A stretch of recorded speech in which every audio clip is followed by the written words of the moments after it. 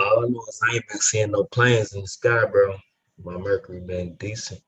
I seen some clouds and shit. It went up a little bit and went back down. But I'm waiting to see these planes. They say it says that when you see the Mercury, when you see the Mercury in the air, it's like a purplish type of cloud. And I've been seeing some of that. Definitely for sure. Let me make sure. Okay, that's speaking. All right. I wanted to hear this guy right here, man. You know, I got tons of pictures, man, of the towers by the school. Um, man, my question is, and we got to question everything. Are we really dealing with a virus, or are we dealing with something that can make you feel like you got a virus? Because all the information I see, everything from methyl mercury to radiation, and heavy metals, period, which affects your central nervous system first. And once it gets in the lung, it can really do some damage to the lung. If a person let it, if they're dehydrated, if they're not understanding about electromagnetic radiation from technology, it can seriously take effect of the lung, and they can feel like they have flu-like symptoms and all that, and metallic taste in the tongue, loose. Some of the heavy metals will cause loose taste of in the tongue, or lose sense of smell, um, and even radiation can cause that. That shit is documented as well, which I've just recently posted that on my on Facebook. Mm. You want to see that real quick? I still got that little list right here. I keep this in my repertoire. Look, so this is what waves of microwaves can do to you. Headaches, dizziness, nausea, skin rash, which, oh girl, last night was dealing with a skin rash. The one I was smoking with. Oh, for real? Yeah, she was. Itchy skin. She don't know where it come from, where it came from, or anything. Jesus Christ.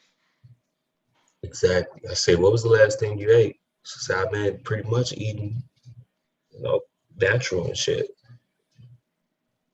I wasn't too sure if she had a watch or anything on her of that nature. And I don't know what she got by her crib or in her crib, but burning skin sensation, like, bro, when I tell you, I went through the burning skin sensation, tingling sensation. I had the itchy skin rash that'll pop up and go right away.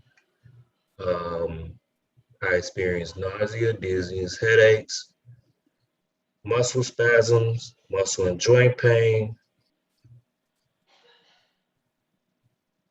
low and high pressure, facial flushing. Did I experience that? I think I did, maybe a little bit. Definitely dehydration. I don't know about the body metal. They tried to say lymphoma. They was looking at that earlier last year. They were trying to say that. I definitely had tendonitis, my bad. Difficulty concentrating. I had memory loss. Definitely when you have neurological issues, you have brain damage. From what she said, it breaks they found out how to it breaks the blood-brain barrier, which that shows up in my, in this test, brain and nerve. The status of the brain tissue supply, blood supply. It was low. I got that back up. So it can be recovered. I had enlarged thyroids. Glad I didn't experience hair loss. Electromagnetic sensitivity, digestive issues, decreasing trust in people. That just happened automatically. Shit, I ain't gonna blame that on radiation. Was acting real funny around this motherfucking shit. Vision, I was having deteriorating vision, even though I had LASIK. Chronic fatigue, insomnia, irregular sleep pattern. Bro, I was going through it. Look, pneumonia. I know it's blood clots on here, but it causes blood clots. But then I don't think they have it on here. Causes blood clots in the respiratory, inflamed sinuses. I definitely had inflamed sinuses. But yeah, and as quick as it comes, this should go right away. You'd be thinking like something majorly wrong with you, bro. But without further ado, I want to hear what Dr. Anthony Miller has to say, because this is off the site old girl gave, the EH Trust site.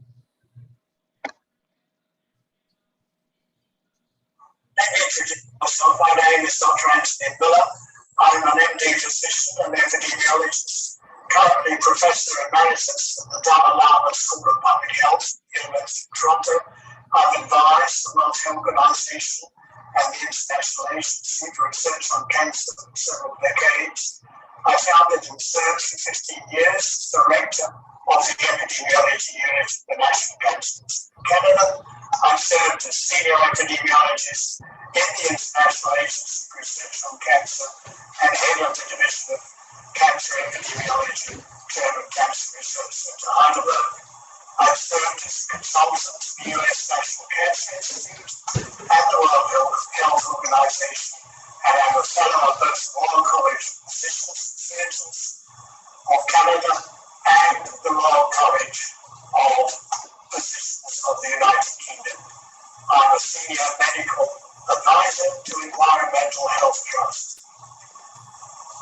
I believe we have a responsibility to future generations. When I review the research, I conclude that the weight of evidence is that radio frequency radiation is a human carcinogen. And this is based on human studies in Sweden, France, and the International Multi-Center Interference Study, which all show that prolonged exposure to cell phones more than doubles the risk of brain cancers. The National Toxicology Program animal study was designed to test the basis for our government limits, asking the question, could non-thermal levels of radio frequency radiation be harmful?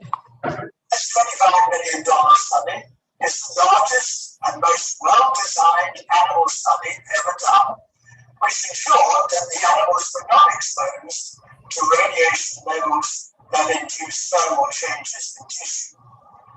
The findings were that two types of cancers occurred in excess. The very same types of cancers found in excess in the epidemiology studies of long-term cell phone users. Another critical finding, they found DNA damage in the brain of some of the exposed groups. And there are also supporting studies showing the adverse effects of radio frequency radiation on numerous biomarkers of cellular damage. The combination of all this evidence does not just inform us about risks exposed by cell phones, but also to all exposures to radio frequency radiation, including from cell towers. It is all the same type of radiation. Statements non-ionizing radiation, such as radio frequency radiation, cannot cause harm at low levels are simply false. Statements that there are no established health effects at levels below the Federal Communications Commission limits are misleading. These limits do not equate with safety. Safety is not assured when FCC limits are met. These limits were set by groups with strong industry connections made up of engineers, physicists, not medical professionals, public health experts, not toxicologists. I'm one of over 236 scientists who have published on this issue and who are calling for more protective limits to radio frequency radiation exposure. I'm just about to cancel. Peer-reviewed scientific research has also found headaches, damage to brain development, and damage to reproductive systems follow from this exposure. Therefore, my opinion is that the weight of evidence supports the classification of radio frequency radiation as a human carcinogen, implying hazards at all levels of exposure. So that we must reduce exposure as much as possible, especially to children. Cell towers should be kept as far away from children and places like schools as far as possible. Thank you for your attention.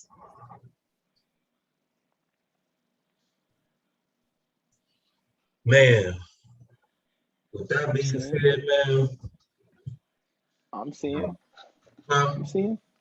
I said, I'm seeing. Yeah, you know, that right there, man. Let me see. It's gonna lead me to go to this right here.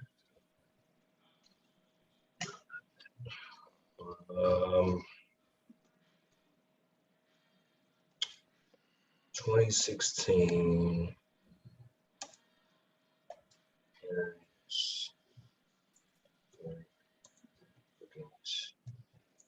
Cell towers.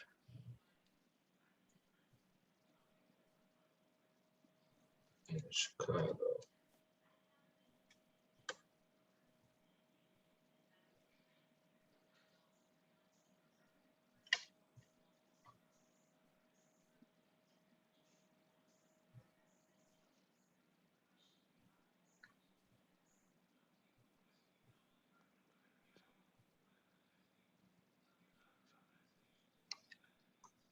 So they talks about this shit.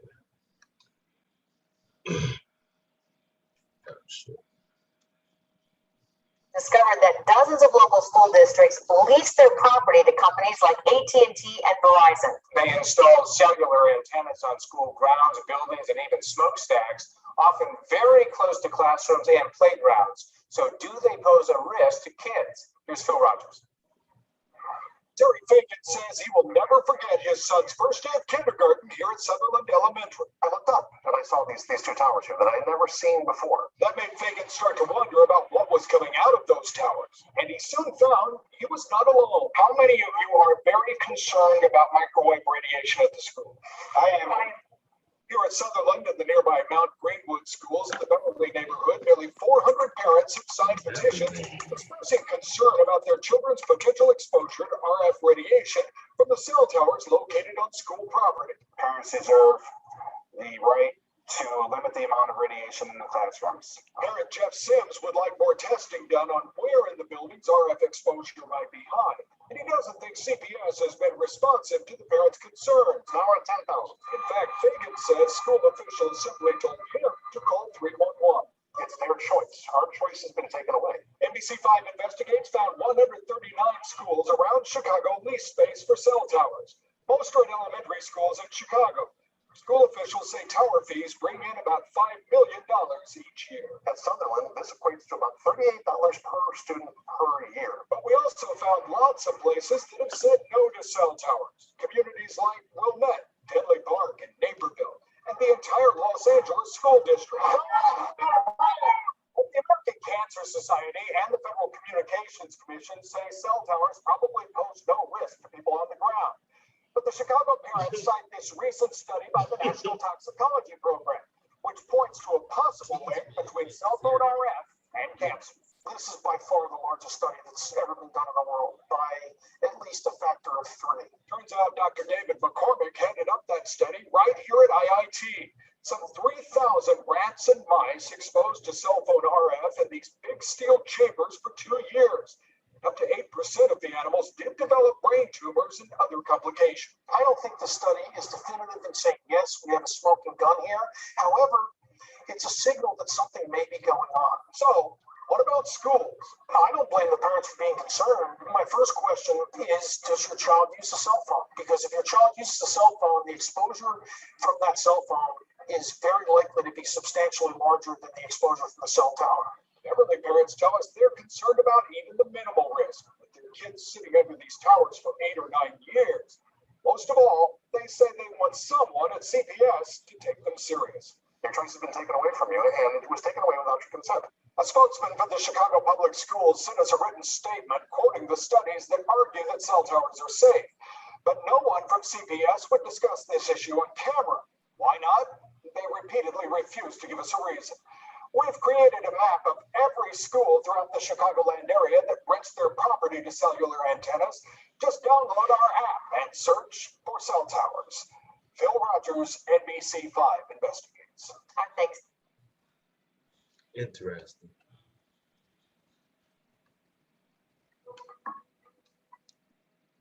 Interesting. What's interesting about it is they don't talk about that shit no more. That shit just got swept under the rug. Man, that shit outside.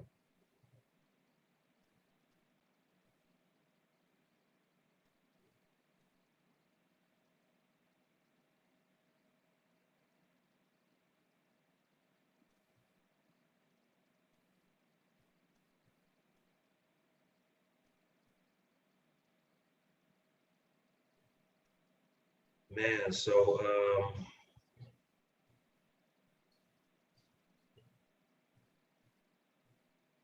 man, that right there was deep. I've seen that. I've seen this information before, but I think I read through it. I didn't even really tap on the video like that because I didn't even know Buddy even had a meter in the news. I'm like, damn, he got the meter reader and everything around that motherfucker. I'm like, damn, he was on point. And that shit just got swept under the rug, man. That's that sad shit. That shit's sad, bro. Swept under the rug. This is why the children are having anxiety attacks. This is why they're having a hard time focusing and concentrating. This is jacked up. I'm not gonna put a conspiracy on it, but I just think that they need to get this shit together.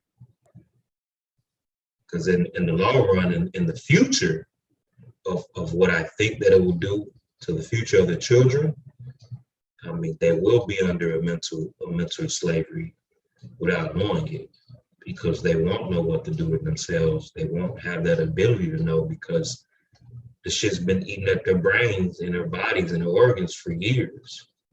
And right now, we're seeing the fruits of that. Like these children at 25, 26, 21, cancer, colon cancer, can't have any babies, anxiety attacks like crazy, insomnia, got it. This is why they're on drugs. And and who just became the biggest motherfucking drug dealers in the fucking United States of America? The fucking government. So when your child can't sleep, they go get weed. Who they're gonna go get it from? They need to go get those Xanax and all this other type of stuff and drugs. Who they're gonna go get it from? Pharma. The commercials that I've heard over the past year has been focused on cancer.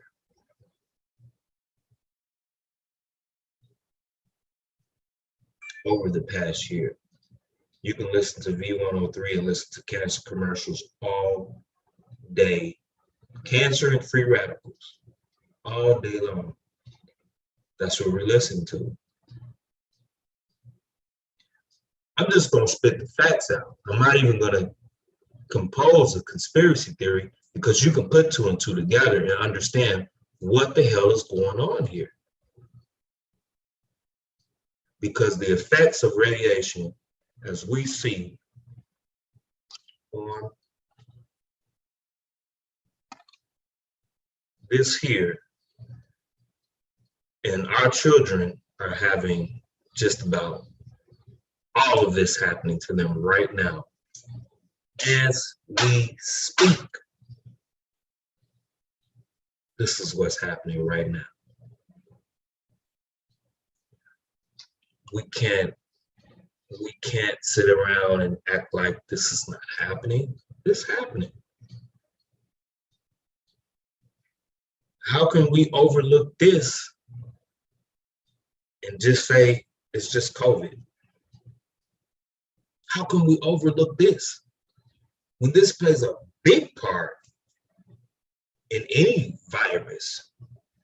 Because it can hit you directly with pneumonia. Any type of asthma attacks, bronchitis, you can get all of it.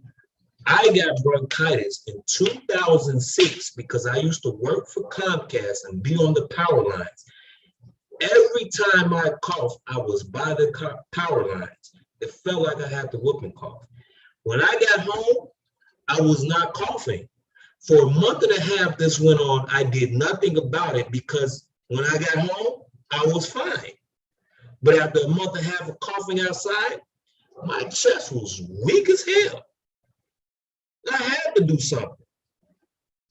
So I go to the doctor and they try to give me the pump.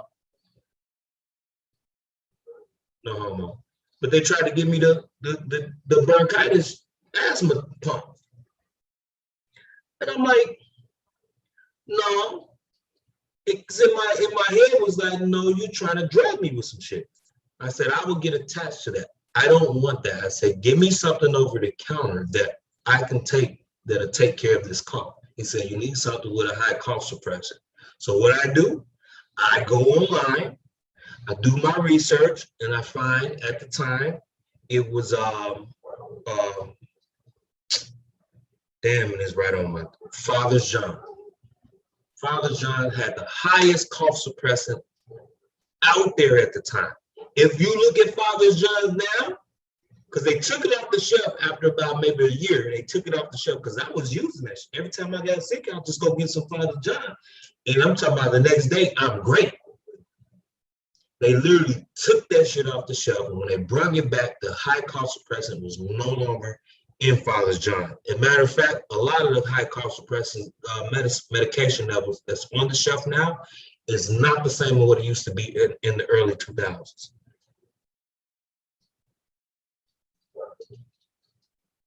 I'm not trying to put out a conspiracy theory, but a lot of us know the truth about these medications out there. We know the truth. We know that this shit is not what it used to be. I'm not a conspiracy theorist at all. I don't believe in conspiracy theories. I'm going to go by facts of what I see. Make sure I get you people updated.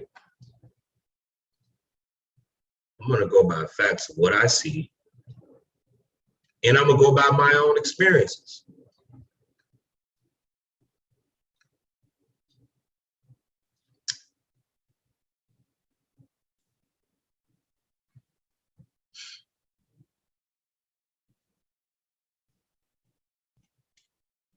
Oh, shit. Okay, whatever. We need to question everything.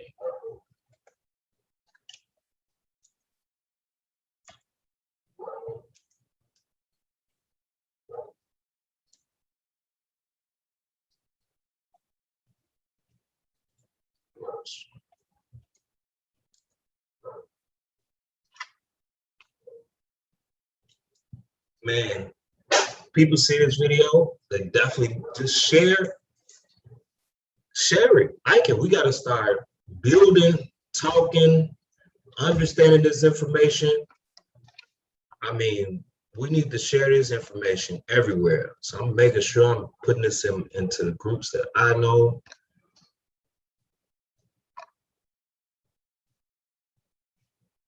Because we gotta share this information. We gotta stop acting like this is not happening out here. We gotta stop that. You can feel like you God's gift to this planet, but if you're not paying attention to what's going on, you could remove yourself from the face of the earth, because without having this particular knowledge and without doing the research of what's going on, you literally only doing it to yourself at the end of the day. Nobody's doing this to you but you, because you have the choice to get this knowledge, to read it. We can look up all this stuff online. All this stuff can be looked up online. You can go talk to scientists, doctors, and things of that nature that know what's going on, and they can give you tons of information. But a lot of our people are scared to learn this information. They are, because they're afraid of change. Most of us don't want to change. We don't care to change. People are scared to put these names up. Oh man, don't put the COVID-19 out there. I'm putting this shit up here. I'm gonna say vaccines all fucking day long. That shit doesn't scare me, because I'm gonna post facts with this. And when they hit me with it, with the shit, I'm gonna hit them with the references of, y'all see where it's going. I don't have to sit around here and play around with nobody, nothing, to sit up here and act like I'm scared of anybody. But let's go to this right here, because I'm in now. I'm on fire with this shit now. Now let's go here. Let's go to the sick mad science bullshit that we see out here. Okay, we can go directly to the timeline. The history of vaccines. Vaccines never work. How can you take a virus or something that they call a virus from an animal, because that's where it started from, and inject it into somebody to stop that same virus that comes from an animal? If any scientist or virologist, whatever you call yourself, whatever you want to label yourself as, if any one of you can explain that to me, please, I want to know. Because the body is made to keep evolving. Your cells are going to die off and create new. It's going to mutate to something stronger each and every time if you're feeding the body properly. If you're not feeding the body properly, it's going to keep fighting what you're putting in it, and it's going to keep recreating different cells. And whatever you might be putting in it might be rearranging your DNA a bit. But your cells is the one that mutates all the shit. So this is how they're talking about these strands are coming up. But from what one doctor said, the strands that they're talking about, that's a different strand, they're getting the shit from animals. They're not even getting it from human beings. This is from the Dr. Christina Parks.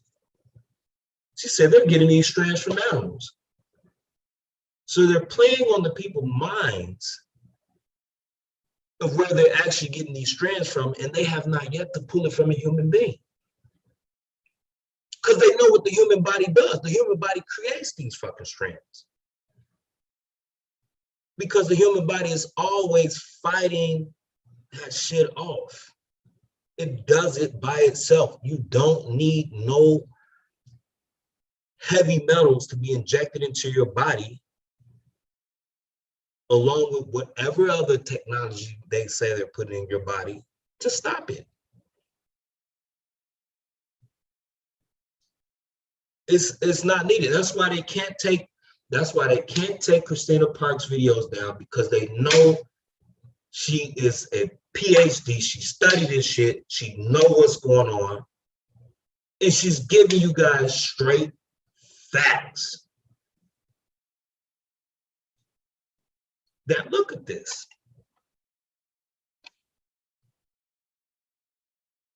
We're talking about going all the way back to a Persian physician.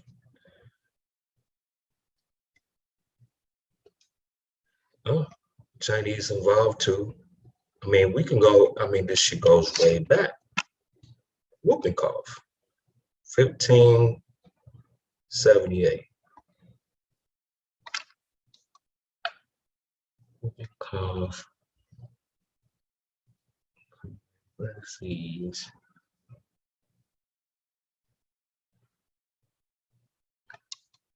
Man, they don't have no real history on this. I don't see real history on this, so let me go. I'm gonna go up.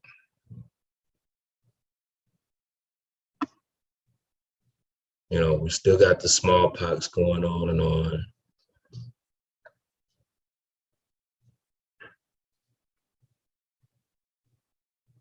Smallpox is now the herpes vertidae family. That's all it really is. They just changed the name of it. Once they realized the with the Tuskegee Project and how horrible that was, all they do is change the name. They changed the name, just like they changed the name of countries when they don't want to be known from this terrible shit that they did. They changed the name of the country, and you'll be confused like a motherfucker. But these people in Great Britain and Germany, I mean, they are considered from the line of Vikings, but they're smart as shit compared to the shit that they're doing to us now. All they do is cause fear, put you into, make you think there's a disease from God when it's really you and the shit you're putting in your body. You're killing yourself, and then you're not becoming aware of what's going on at all. You won't sit back and learn this shit. I was at the verge of death last year. So everything that I'm showing you now, I learned within a year. None of this has been something that I've learned all my life. Now, I don't want to act like I know it all, because I don't. But I got common sense, and I can read and comprehend. That's all the fuck I need. Everything else is going to be left up to the angels, the ancestors, and the universe to tell me what's going on. Because if it walks like a duck, looks like a duck, quack like a motherfucking duck, it's a goddamn duck. And if you see all this mad science bullshit going on with how they do these diseases, it's ridiculous. So let's go into the polio. We can go into the Spanish flu, right? Radar technology, I think, was kind of brand new. They knew what it did. It's already been documented. If you ever watch or read any of Nikola Tesla books, they will say it. There's certain sounds, vibration, and frequency will cause your digestive system to become loose, diarrhea. It can cause you to feel like flu-like symptoms. This is coming from frequency. They know, they've been knowing this. They've been testing it out on the people. They did a whole study of atomic bombing with atoms, which Nikola Tesla told them, don't play with the atoms. And they did that for over 20 years on soldiers. So what type of people are we dealing with? Because anybody that's been in the Army, especially back then, would tell you they were getting shots in the ass and they don't know what the fuck they were getting. But you better believe that they was a part of a fucking experiment. anytime they got shots in the ass or by any type of radiation or this, that, and the third. They were a part of it. Not a conspiracy theory. You can ask any one of them that's in your family, they'll tell you. Ain't no doctor or somebody just sticking me in my fucking ass with a shot. We're gonna fight right then. You might as I'm AWOL at that point. It's over with. It's not gonna happen.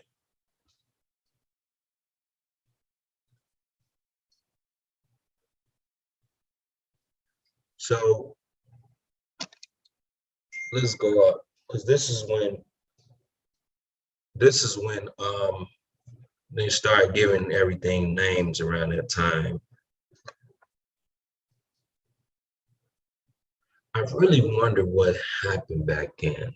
This is very interesting. I wonder what technology was like, or if this was not even just technology, it was just the food that they were creating and hybrided and making hybrids of and watching the people with it. It could be that. Could be a bit of technology too. I don't know. The U.S. Vaccine Agency established. This is from what Dan Calloway say about our history and how Black people really had a lot of land back in those days. So we're thinking like 1600, 1700. We're thinking that they had us thinking that it was like just full blown out, everybody's a fucking slave that was Black. Which, with the documentations that we're finding and photos that we're seeing, we had land and acres of it. We had a lot of it. But then when you start seeing things like the vaccinations and seeing when this shit was established, and you see around the time that it's becoming established, you can see things starting to unfold as maybe the world wasn't, or the United States wasn't really all fully in slavery. Okay, maybe there was a lot going on back then that we don't understand and refuse to understand. So we got rabies. We see everything is enhancing as they watch. I'm not gonna go through all of this shit. There's only one in particular that I wanted to actually go through, which made me look at this. 1877, anthrax investigations. We heard about anthrax in our time, but apparently this shit was a long time ago.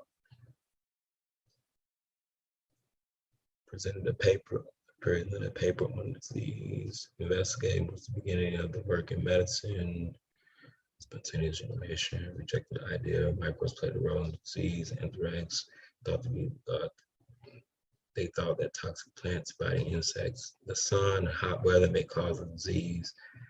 And transforming work published showed that sparkly were the agent of the disease. Dig that. I remember they had that anthrax shit. And they had motherfuckers scared as hell of packages coming in. They was dealing with that anthrax. And look at this. Landmark anthrax vaccine study. Wow. Now when you actually know and you understand this shit, you really just kind of can go through this and be like, wow. And could it be possible that for dogs that's getting rabies, could it be possible because they're eating industrial foods and possibly partially like partial chicken scraps, things that they shouldn't be eating, because I think the wolves and stuff supposed to be eating like vegetables and shit like that as omnivores. I don't know what type of meat they're supposed to actually eat, but most of the stuff that they get right now is pretty much unnatural. Maybe there might be a natural type of meat that they've ate in the wild as a wolf and things like that before they were mixed and created into these hybrid dogs. hybrids are going to have problems. And I'm not saying that the rabies shot didn't work. I don't know much about it, but just thinking, just thinking. So 1892 is when they actually seen relationship between chickenpox and shingles.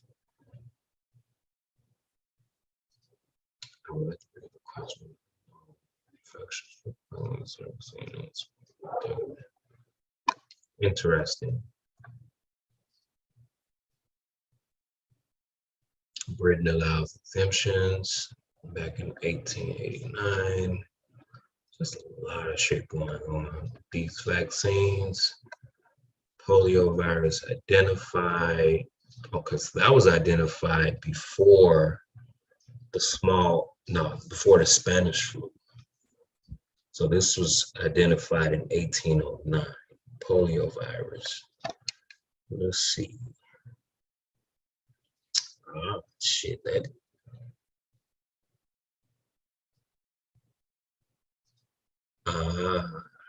So that shit was even way back beforehand. They were just doing studies on it. Okay, so the viral nature of polio, by carefully filtering preparation of spinal cord fluid from a person who had died of polio. The filters were known to trap bacteria. Popper and Steiner injected the filter preparations into monkeys. The monkeys developed polio. Where did they get this shit from? That's interesting to know.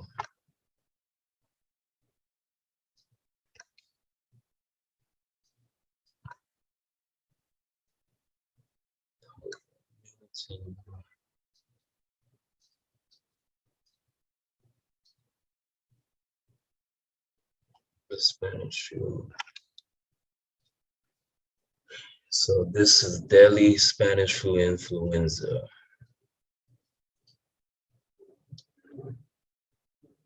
And if you line this up, you can line this up with the with radar technology that came out, but you definitely have to do your research on radar technology and the effects it had to the human body when they first kind of like was playing around and discovering it. It can do things like make you feel like you have flu-like symptoms and things of that nature, which in return can be deadly. And a lot of it, once again, it just comes from the foods that you eat. See, we think, because I've heard people say this, that our foods was much cleaner back then and stuff like that. But from what this is saying, no, the fuck it wasn't. Because they're testing your ass the whole time, and then they're using technology to also further test you. And the biggest test is to stop the reproduction of Black people. I'm just gonna say it, because when you have someone like when you have someone that's a tech giant that's going out and administering vaccines to cause African women to be sterile, then we have a problem. Especially when the same tech giant is talking about causing more childhood deaths and telling Black people that they need to be the ones that get vaccinated more. You know, like, they're not hiding what they're doing. So it's not like it's, oh, I can't believe that they, no, it's on video. It's been said. Like, they're not hiding the shit. So we have tons of things going on here. And as we see, they did try to create a vaccine for polio later on down the line. Did it work? Well, let's just say that they can stop playing with the radars after a while, and who really knows what actually really happened. But we do know that radar technology was fairly new, and it caused people to have all types of issues. Even the person, last name was Hertz. I think his first name was William, I'm not sure, but his last name was Hertz, which was the name Hertz after megahertz and gigahertz. He died young. He died young of, I think it was a blood clot. Because they did not understand the things that it does to the human body. They didn't know. And he was around these radio frequency waves, and it literally took his life. They think he died like about maybe 36 or something like that. Fairly young. Look at Steve Jobs. Cancer. From the technology that he created. They're not going to say that it came from that, but that's what the fuck he was around. Like, we can't sit up here and say, nah, yeah, that's what he was around all the time. Technology, radio frequency waves. It causes tumors. It causes blood clots.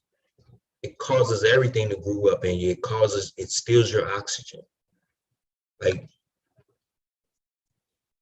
it's not this to cause any fear over it. It's just that you have to learn how to use this technology. Like, you see, I'm on it. Out of all the shit I went through last year, I'm on this technology. I didn't let that shit stop me. I found ways to work with it and not hurt myself.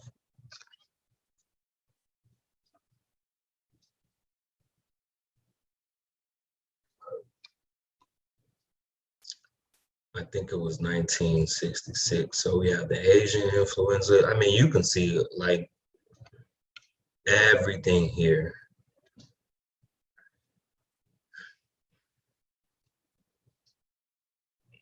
Let me just kind of get to it.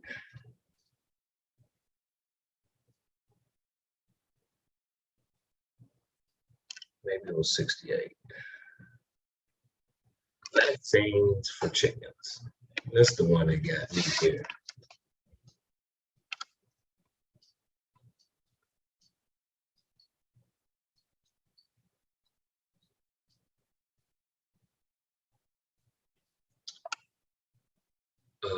A vaccine for chickens. Help me begin to work on a vaccine to prevent Merck's disease in chickens.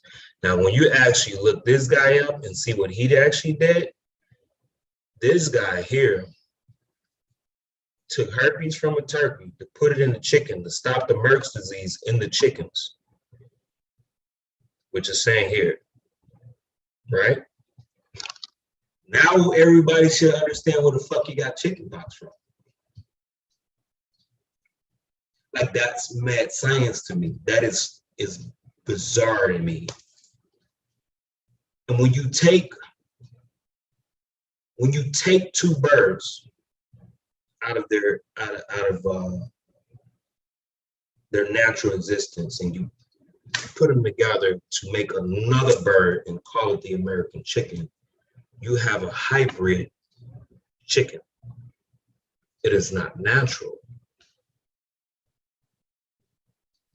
And all they do is they look at the blood that's in there and they see these certain things that's in it and they just give it a name because it's in all the animals they're going to see, and they're just going to call it like a herpes virus or Merck's disease or whatnot.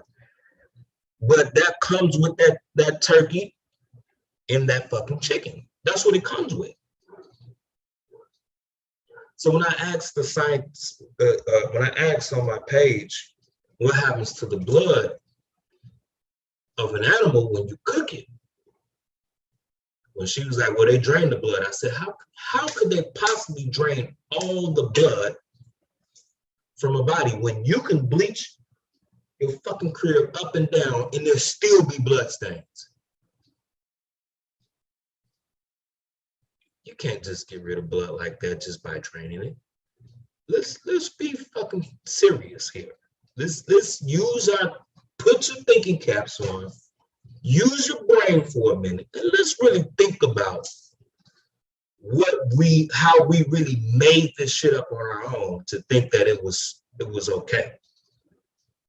until you really think about it and ask yourself, whatever did happen to all the blood? What is that you're eating when you cook it? Because it was pinkish, reddish before you cooked it, and then it just turned clear. I mean, do you think that the cells within that just be cooked and go away? What is your body fighting when you eat it? Because there is a study and they show you how your veins, your body, your blood becomes inflamed fast because it's trying to protect itself. It's giving you protection. When I started really understanding that you can be eating chicken, you'll never know it's your last fucking day of eating meat, period. You'll never know it's your last day because your body flames up just that much. And just think about how many times a day people eat meat. And then think about how many people in our family are popping up with these diseases left and right, and they don't understand where it's coming from. Or it runs through the family, and they don't understand how to stop it. Some of them may, but they refuse. They refuse to stop it. They go through the motions and fuck it, I ain't gonna stop eating this. The damage is doing to you, cheese. What Dr. Phil Valentine said, cheese was the worst for us. Government cheese, the stuff that they were doing to that, I ate that shit. I remember when I caught the flu as a child, it put me down. Muscle weakness, I was getting all of that. But when I think back and remember, we had these big tube TVs that was radiating. We had got the microwave. We were microwaving our food on top of the shit that we were eating. And the moment I grew up and I stopped eating some of those foods, I was eating from restaurants and shit. But my flu, it was no longer like that anymore. My immune system got stronger, of course.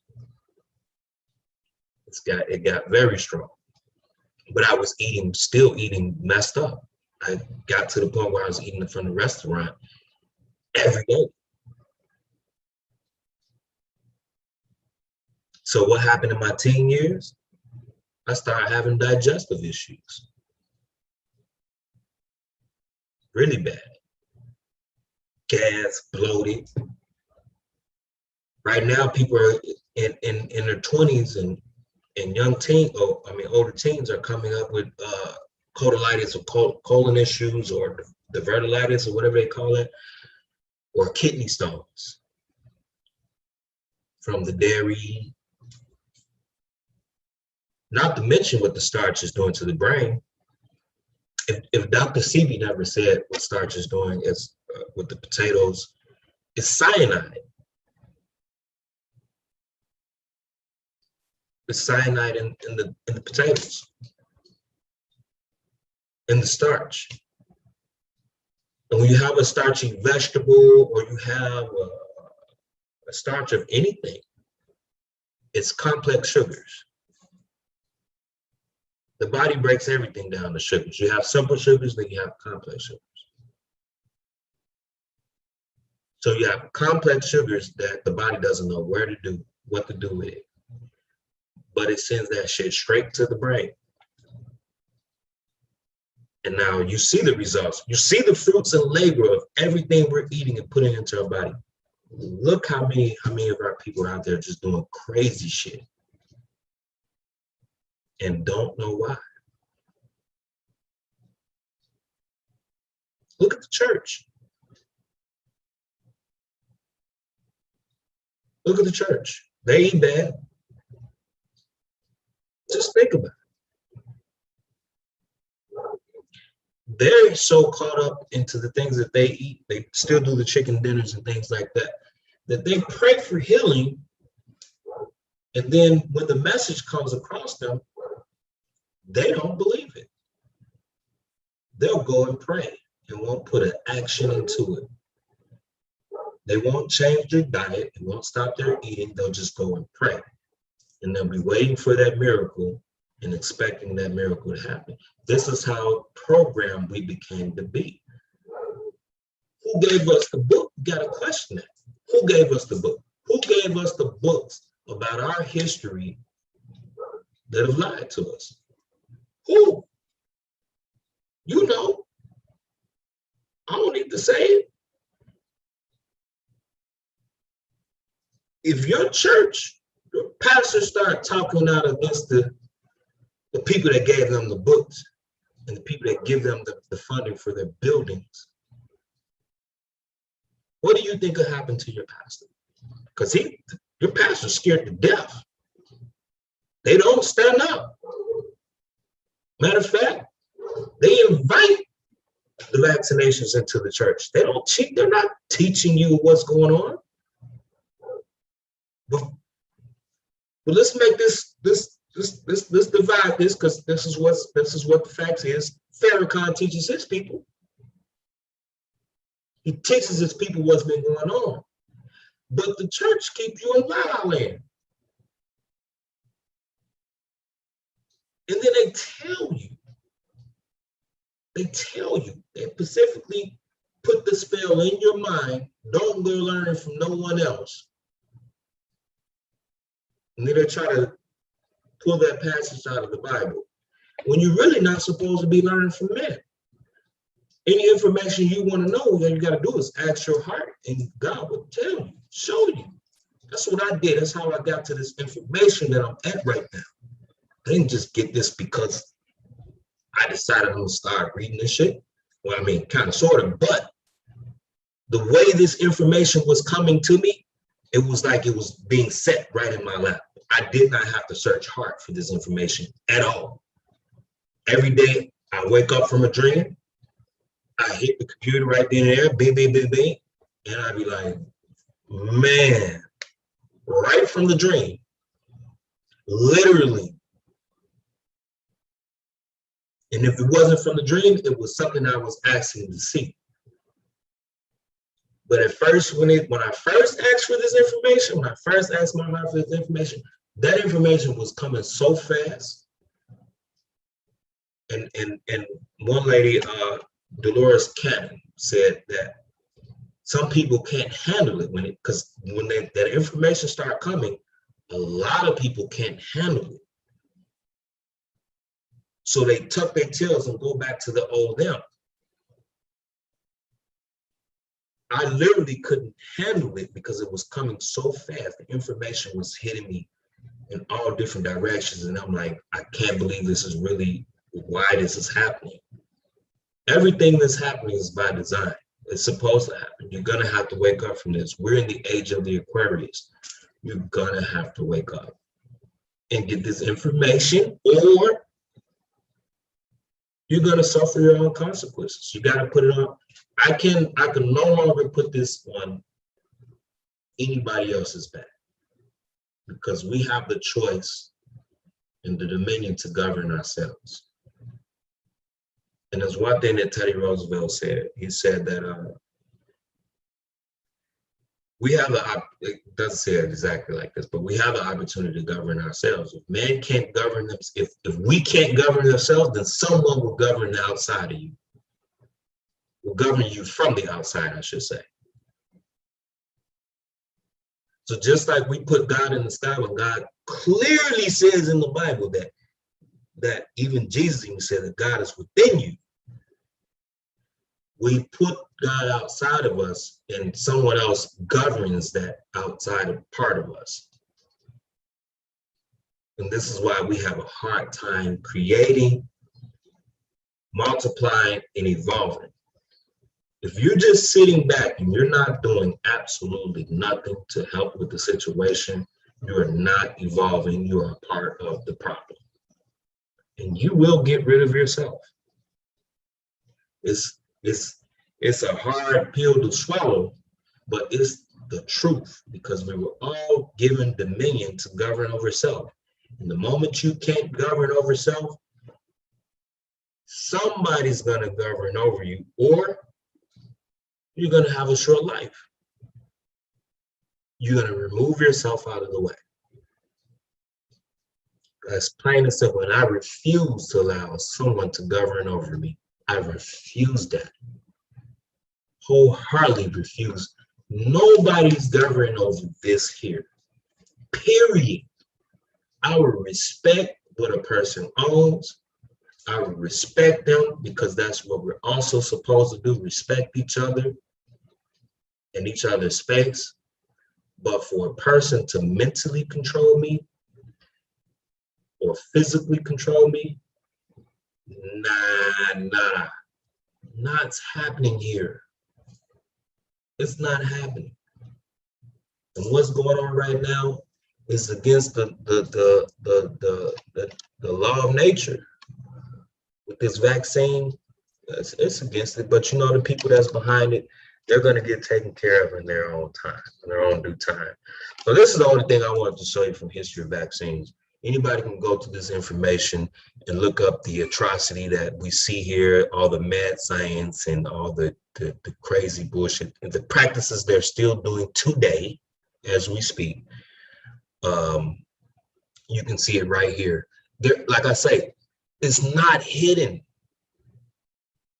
They just know that people don't read, including Black people. This shit is not hidden. It's right there in front of our fucking faces.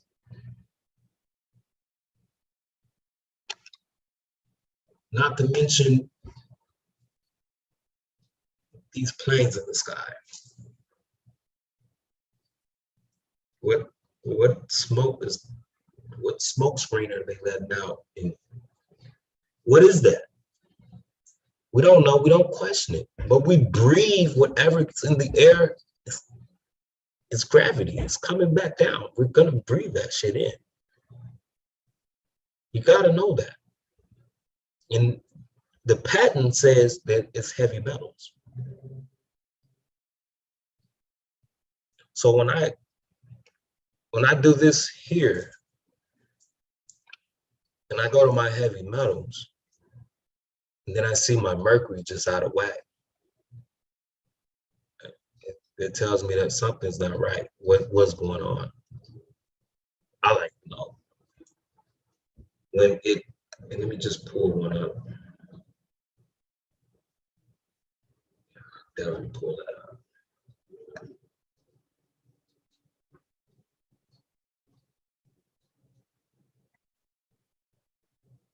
Because even, and I'm gonna tell you this because this is the honest to God truth. You can be as healthy as you want to be, right? And let me just kind of change my screen share real quick.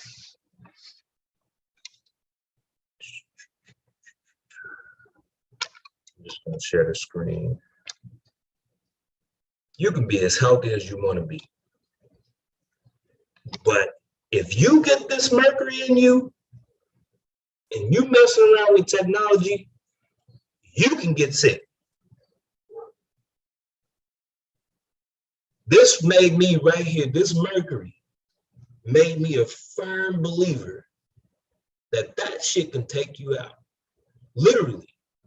You breathe enough of that shit into your lungs, and then you're around this fucking equipment and technology all day, not understanding it. That shit'll take you out. Bullshit you not. You can be alkaline all motherfucking day long. Your body will fight. But you get enough of that where your levels is too high on both ends, including some other heavy metals, as you see here. Let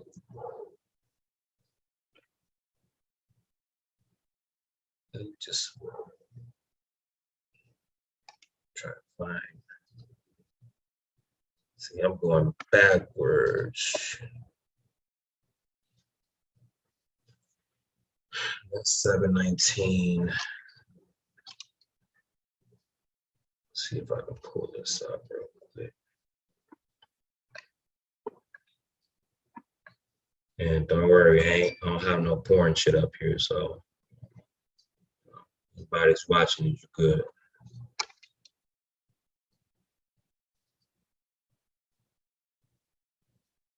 Okay.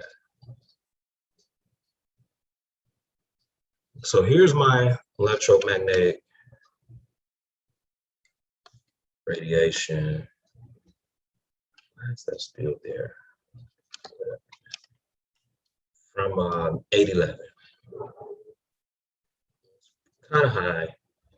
And this is the function of my nervous status. It was way off. As one doctor, she was saying, a scientist was saying that it can break through your blood-brain barrier, which is the status of the brain tissue blood supply. As you see, it pretty much rocked me. Like I was literally when I first felt this when all this went back off was back in was right around July 25th. And I don't know if it was the heavy metals that was in the wine that I had, either at Riddles, or if it was the weed that I was smoking. I didn't know which one. All I know is I woke up and all of this was out of order. I said, what the fuck? I just had this shit straightened up. And I was just trying to enjoy myself, but no, my body wasn't having it. And as you see, my chromium was up. Let's see if I can pull up the other one.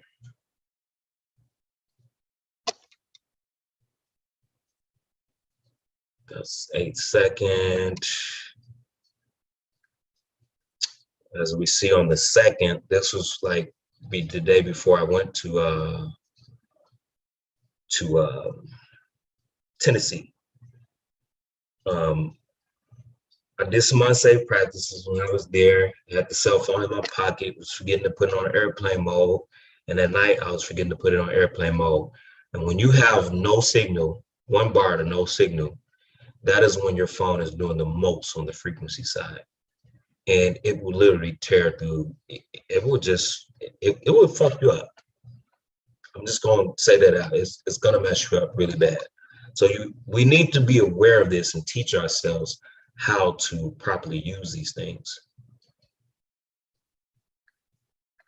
I don't know why this professional audio shit keep showing up there, but I hope everything is good. Let's go in. Is it this one? Oh, but Mercury was good then in June. Damn.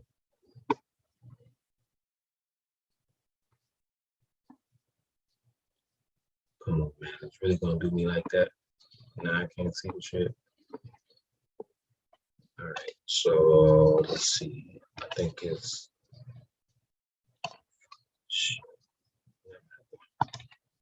so the thinking game, because it's not this 8-7. No, I need 8-13.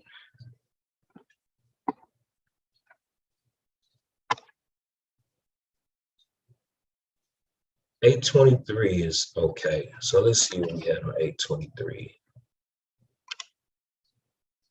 The lungs was off, and this was after Mercury hit. Oh shit. Let that go. Okay, so yeah, Mercury was up on this report. Let me just grab this. How the fuck? How did it get? Damn. Thank you. Okay, so Mercury, cadmium was up, antimony was up. Antimony, water bottles. Please, those water bottles that you leave in the car, you gotta get rid of them. Don't drink that shit. You're poisoning yourself. Because that's exactly where that shit's gonna come from. I think all these are the 23rd. As we see, So I'm gonna show you. Let me see the 13th because I gotta find the 13th. I know it's somewhere.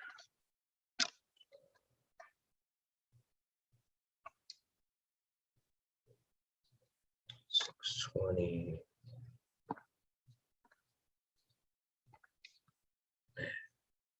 Where is this shit at? Okay, this is some fucking bullshit. I should never open up all these windows like this.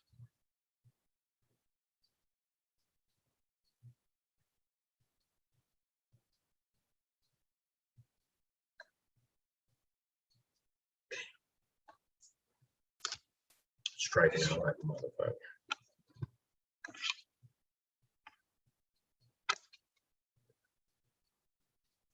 $825. I mean, $725. $725. Damn, I don't have the rest of the shit. Damn, I definitely wanted to show that, but let's see.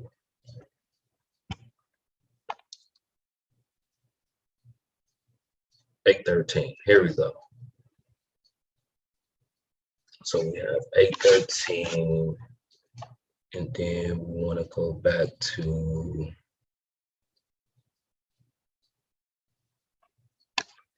this one.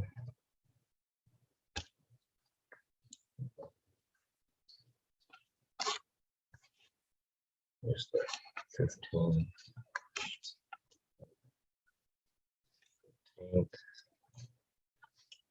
Oh yeah, my I need to go back and relook at this too. My my LPD has been off. Well, both of them been off. The HDL and the LDL has been off, but it wasn't like that back when I first got it. So I got to go back through that to see when I caused that shit to go out of whack.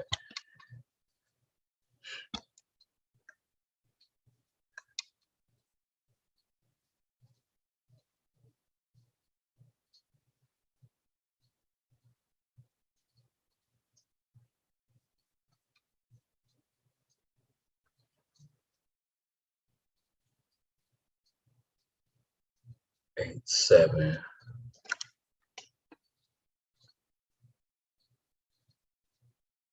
As we see here, this was when I first tested in when I was in Tennessee, and I did the test, and I was like, whoa!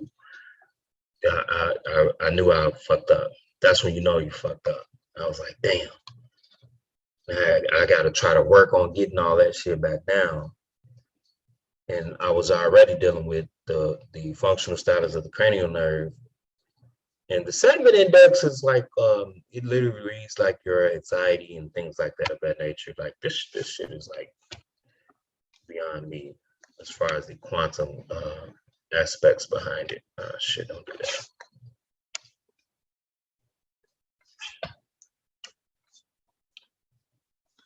Wait a second. 11. Here we go.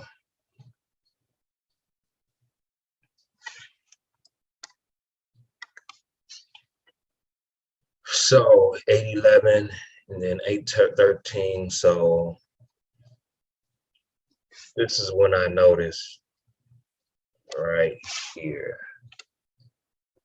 So what happened on 811?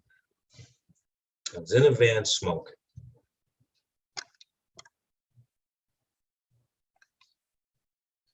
I was in a van smoking. And the next day, was the next day? Yeah, because this was on a Wednesday. The 11th was a Wednesday. The 13th, I was in the van smoking, but it was raining all that week. I remember this shit. I don't even have to write it down. I remember this shit. And when I wake up that morning, I had the same occurrence that I had back in on July. I think that was the 25th. I woke up and I just had pressure and shit on the brain and shit. I'm like, yo, I'm out of whack. What the fuck going on? And I take a look and I see my mercury is high. And I'm like, why the fuck is my mercury in the blue? Even though they say it's mildly abnormal, but for mercury, anything outside of its range can be a problem. Okay, that's what we have to understand. So this blue caused me a nervous issue, a nerve issue. That's why I was feeling the pain that I was feeling, especially that night when I was feeling it in my back. So I believe on the 12th, my mercury was already high. I just didn't know it because I didn't test it until the 13th. And after then, I started testing that shit every single day afterwards. I also had noticed that my vital capacity shot up. And this hadn't gotten off yet until like a little bit later, because what ends up happening is if the mercury will start attacking your organs. And that's when I really started, reading more on the mercury and shit.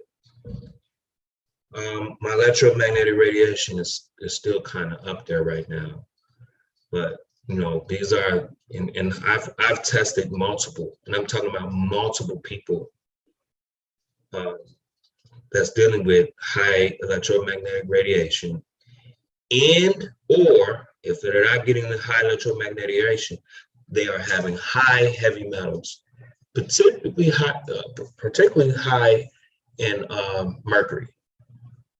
And what I found out is that the dental fillings. All right, pull this up.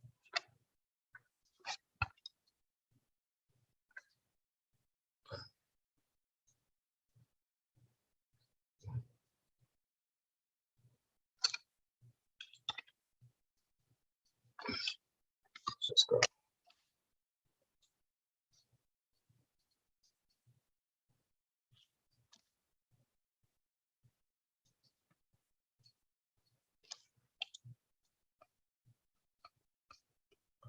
Okay, so I was reading through this. So, I pulled this up because when I get to thinking and actually analyzing things, I have to ask questions on, because everything around us is frequency, vibration, and sound. So, and they've done studies on just about, and they're still doing studies on everything that deals with frequency, including radio frequency. The studies all the time, because they want to see how it affects things around us, because that's the oxygen we breathe is frequency, it's energy. They can say it's CO2 and HO and whatever, they can say all that shit. But at the end of the day, it's energy. That's what we're breathing in every single day. And energy can be manipulated. So when I read through this here, the dental fillings that you guys have, it has approximately 50% elemental mercury. And when you're by Wi-Fi, wireless computers, and technology, the mercury is released from those fillings, and it's getting into your bloodstream. And for people that don't know, that can mimic whatever disease they call, whatever their name they want to call disease, whatever. It can mimic that. It will definitely mimic autoimmune diseases, all of them. Alzheimer's, memory loss, things of that nature, because it's going to attack your central nervous system. I've kind of been around this motherfucking computer for quite some time, but this shit definitely needs to happen. But hey, you guys see the references here, man. I can leave it in the start like doing that for you guys. That way, you know, you guys can go back and I need to put the copyright thing on the live and all that shit. Shit, I'm tripping. And you guys can go back and reference the shit on your own. Like, I'm not gonna.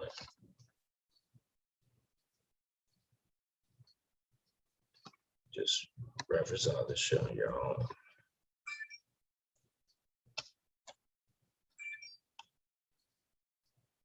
Facebook.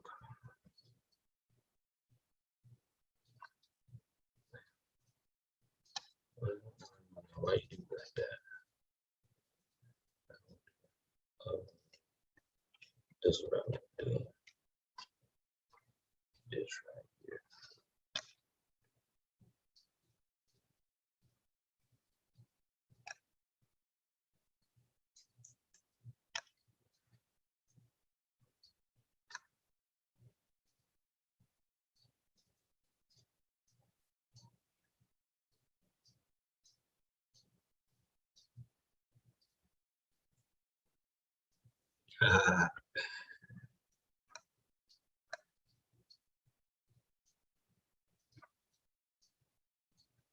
They funny as hell. Well, shit, I'm gonna have to go get the reference for this shit.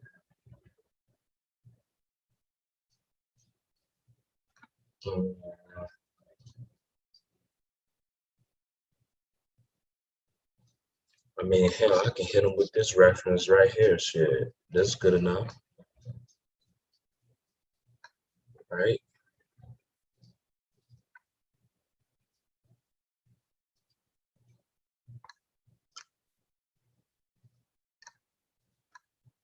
Oh shit, I'm tripping.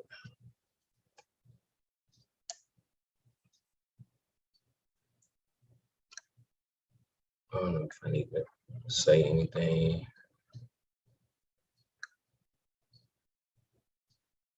Then we can go. You know what? And we can go.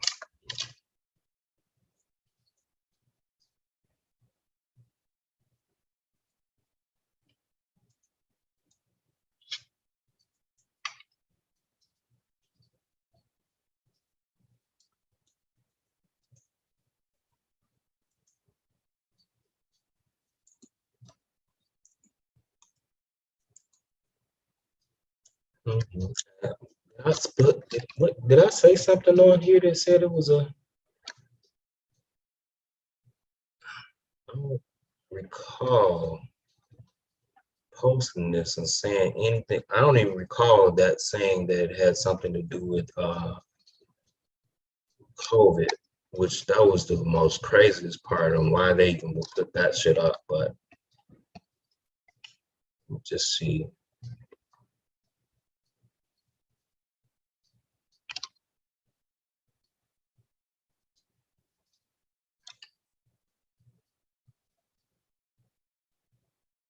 No evidence that coronavirus is fake or covered. Now, as we see here, we're watching this and it's on live. Like, I don't recall my original post saying that this is in this. It always says it's flu-like symptoms. It doesn't say nothing about coronavirus. This is bizarre. I love it though. I love it. I love it. I love it.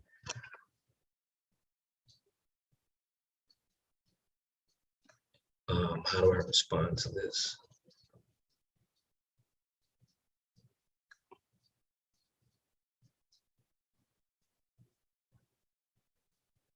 I'm gonna have to respond to this a little later.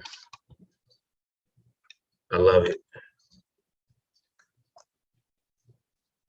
I love it. I'll figure out how to respond to that shit later. I'm definitely gonna have to respond to this video too with them. Without further ado, let's go to this one right here, and let's go to that site. Because when I seen that site, I was just blown away about the information they had on there.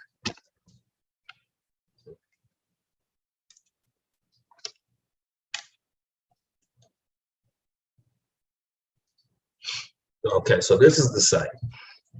Microwave Injured Veterans Network. You're dealing with microwave technology, you're dealing with all types of radars and equipment, just a lot of technology. And now just to throw that in neighborhoods to where people just don't understand it is 100% completely unfair. So the adverse biological effects, and this is called denatino gland, compromised blood-brain barrier and white matter disease, multiple close proximity, microwave injured.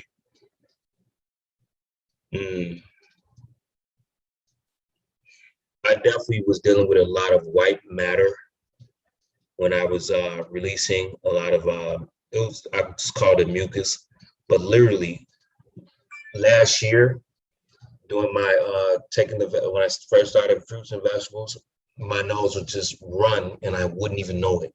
I would just have like a bunch of, it was clear. It was not mucus, it was just clear, like a clear, slimy fluid just leaking. And I'll just be sitting there talking to people. The only way that I know that is leaking is I will either, sooner or later, I will feel it against my lips, and I'll be like, man, and I'll be sitting here like, why you didn't tell me my freaking nose was leaking? You just sitting here having me talk.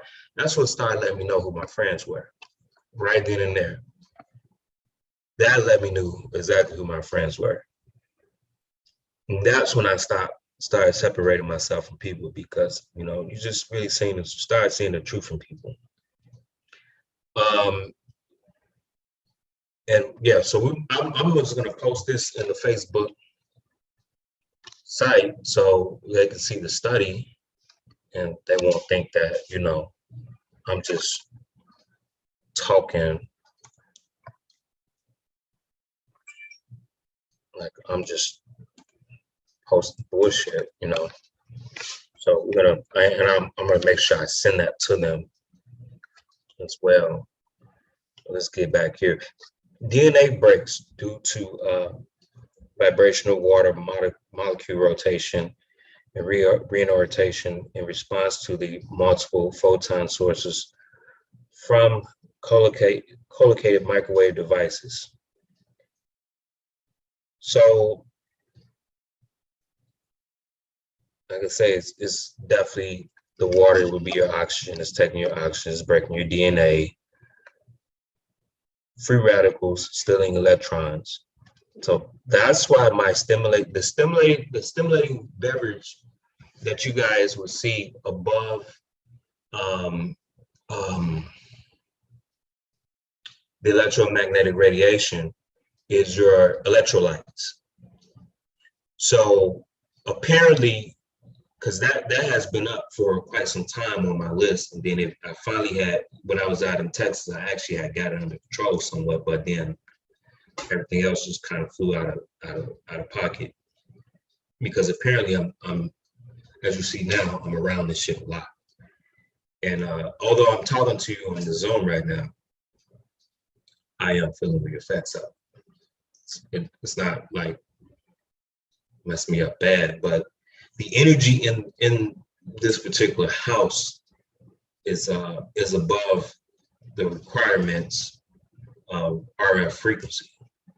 So not only do you have to protect yourself, but you also have to make sure you get your home protected properly, because you can get dirty electricity, which dirty electricity will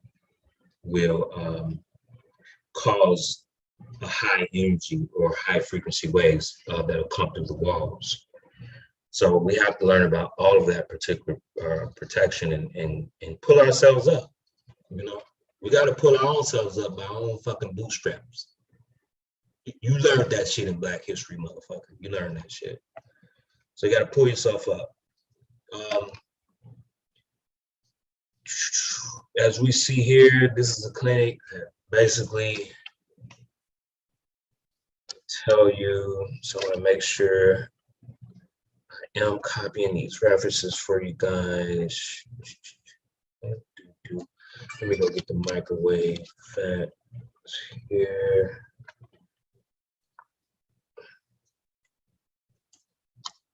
This fucking touchscreen is awesome, man. I love it. As you see here, I mean, people getting this particular body here,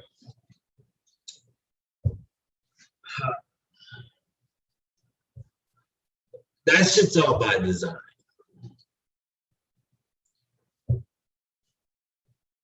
Like I said, we don't understand the regular average Joe, no matter what color you are, but especially Black people, do not understand sound, vibration, and frequency, including the bullshit that you eat,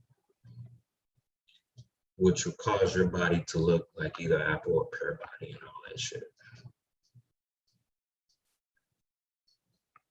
So being in majority, as we see here, majority of the people are overweight. We are overweight, we're eating bad, things of that nature.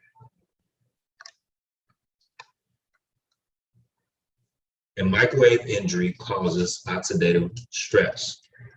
We got herbs and alkaline healing herbs for that shit. It's plenty of herbs for that. I believe the blue vervain, which would be one of them, holy basil, maybe blessed thistle.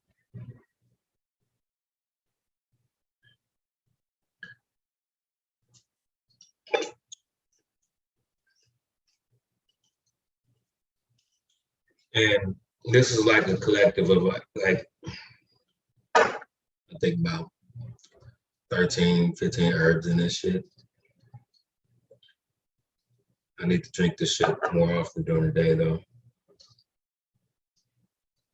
As we see here, what microwave injury is caused, and I'm gonna tell you again, let me show you. This baby right here, I'm not a doctor. I'm not a doctor. I'm not a medical professional. But this report right here is at least 85 to 90% accurate. And when it shows something wrong in your cardiovascular, you best to believe you are having heart palpitations and you're having pains over here, migraines, joint problems, thyroid issues. It shows all of this. Look at this. My cardiovascular is becoming a little out of whack a little bit. Just a little bit. That's only up. The blood velocity is only up by like 0.200. I can whip that back in shape. My stroke volume, however, I don't know how that actually came off. This may be a blockage somewhere else within my body, like because my large intestines is still off. The pressure here is still off, which could be a cause of a blockage in one of my arteries, which is causing or it could be I need to get the veins in my legs. I think they did say, because I do have leg swelling on my left leg. That will swell up if I'm standing too long, or if I've had too much salty foods or something like that, or too much seasoning in foods. My shit is, that left one swells up. My thyroid, it just went up a little bit today, actually. And it's odd. I haven't taken my CMOS yet, which I need to. And I need to go get some CMOS, which I'm probably not gonna get it until tomorrow because I'm still on this and I haven't even went through the fucking video that I want to go through.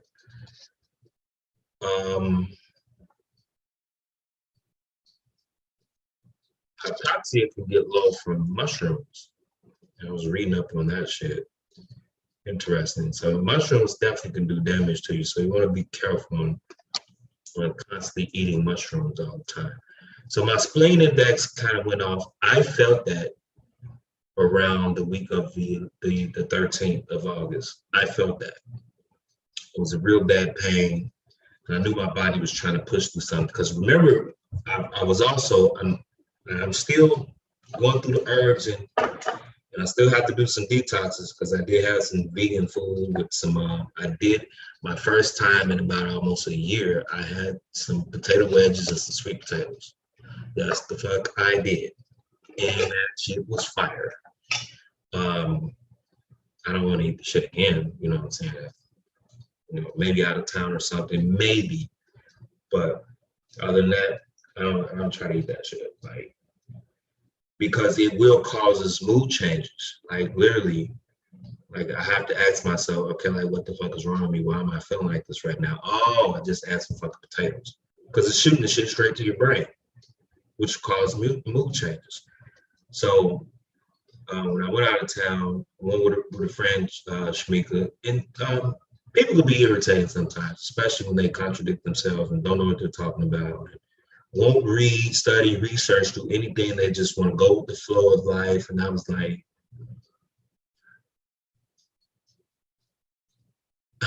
that's a weird type of way to live. Like, you can never come back out of town with me again. Like that was just my whole. That was the end result.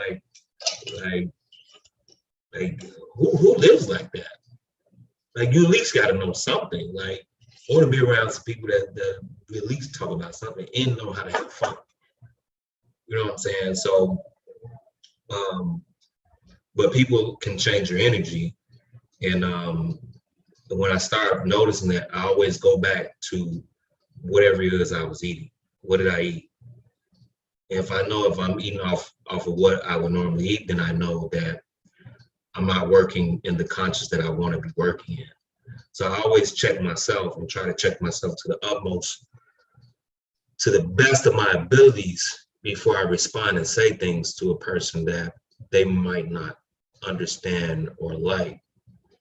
And I may just have to break it down to a level and be like, hey, you know, you got a child like mine. What do you mean? Well, you say things like my children say to me. So I have old enough children that they say, you think you know everything. Read. I didn't get to know this information without reading. Reading is fucking fundamental, just like taking a shit. Taking a shit is very good. You take a shit and a good piss, you're releasing the toxins out of your body. Sorry to go that route, but as we see, I need to take care of some things in the respiratory section there. Lungs are, they're still there to me, shit. But yeah, I could take this test right now again. It's a little later in the day. Oh shit, well, I guess a good month or two as soon as I click on the test button.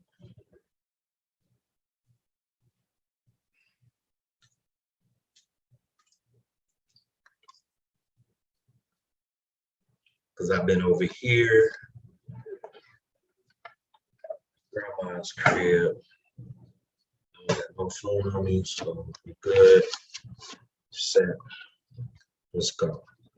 I talked to the guy that made the book on this shit, and he has his company. They done the study and everything. He was like, I use this shit every day.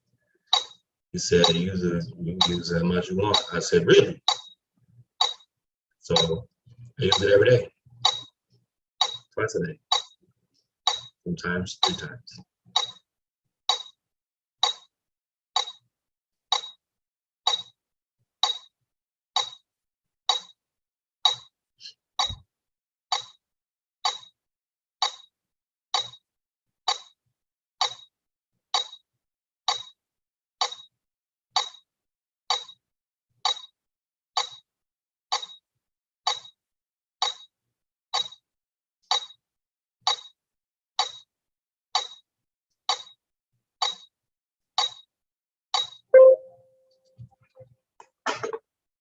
So when you're dealing with this and you're dealing with the herbs and you got to understand this.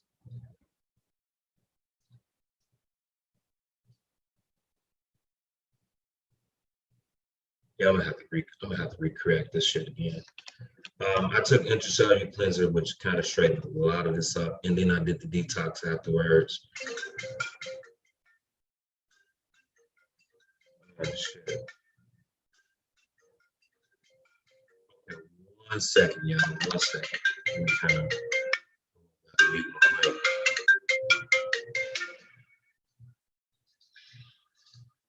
Hello? Yeah, what's going on?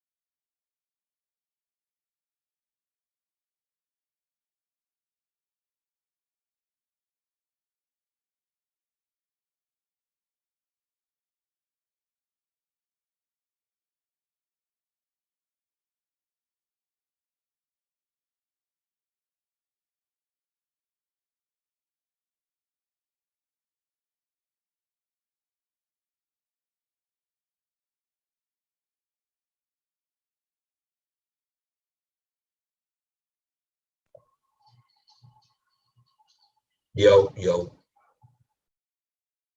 All right, we back in. We back in. I think we back in. Okay. Just make sure. Yep. Mic is on. Yep. Yo, bro. All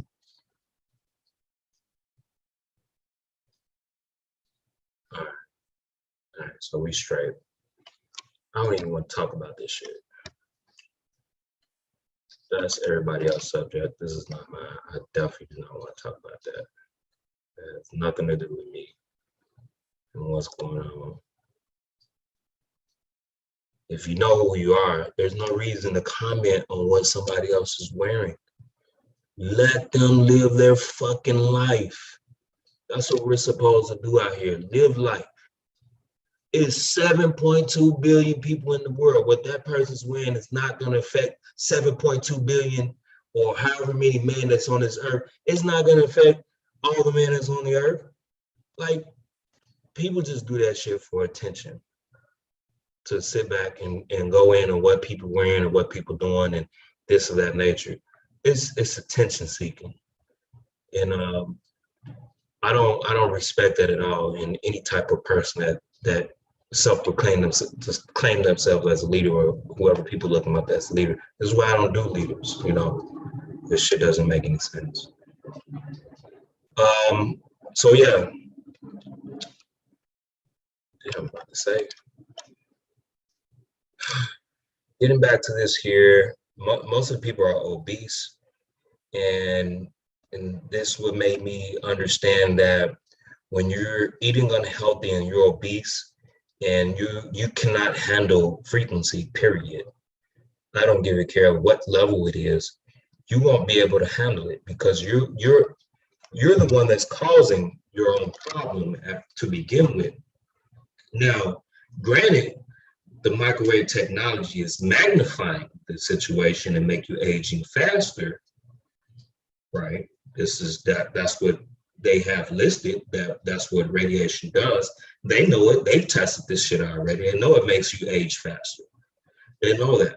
But what they also know is that nobody is eating clean. Nobody.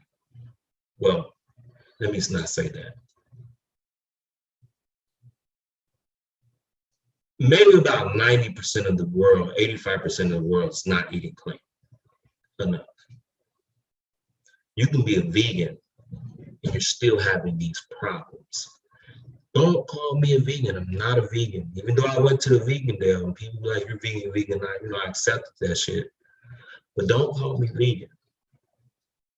Because I've tested vegans. I had a few of them that you would look at and you'd be like, man, that brother's healthy.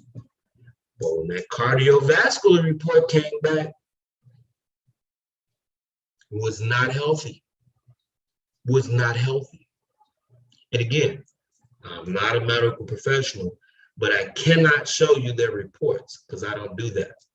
They have to give me permission for that. But people are not healthy. And it's because we think we know that just because I'm putting this fruit in my body at this time, that everything is okay. But some of our situations are more chronic than we can see with the naked eye. And in order to remove this from your system, you will have to get herbs in your system. These are the herbs that come from the earth that are naturally grown. Why wouldn't you want to get that in your system? Why wouldn't you want to eat that from the earth?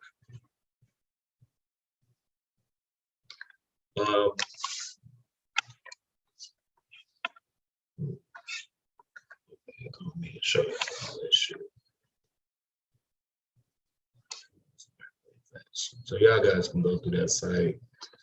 You're seeing this. That's what led me to understand what was going on with technology and shit.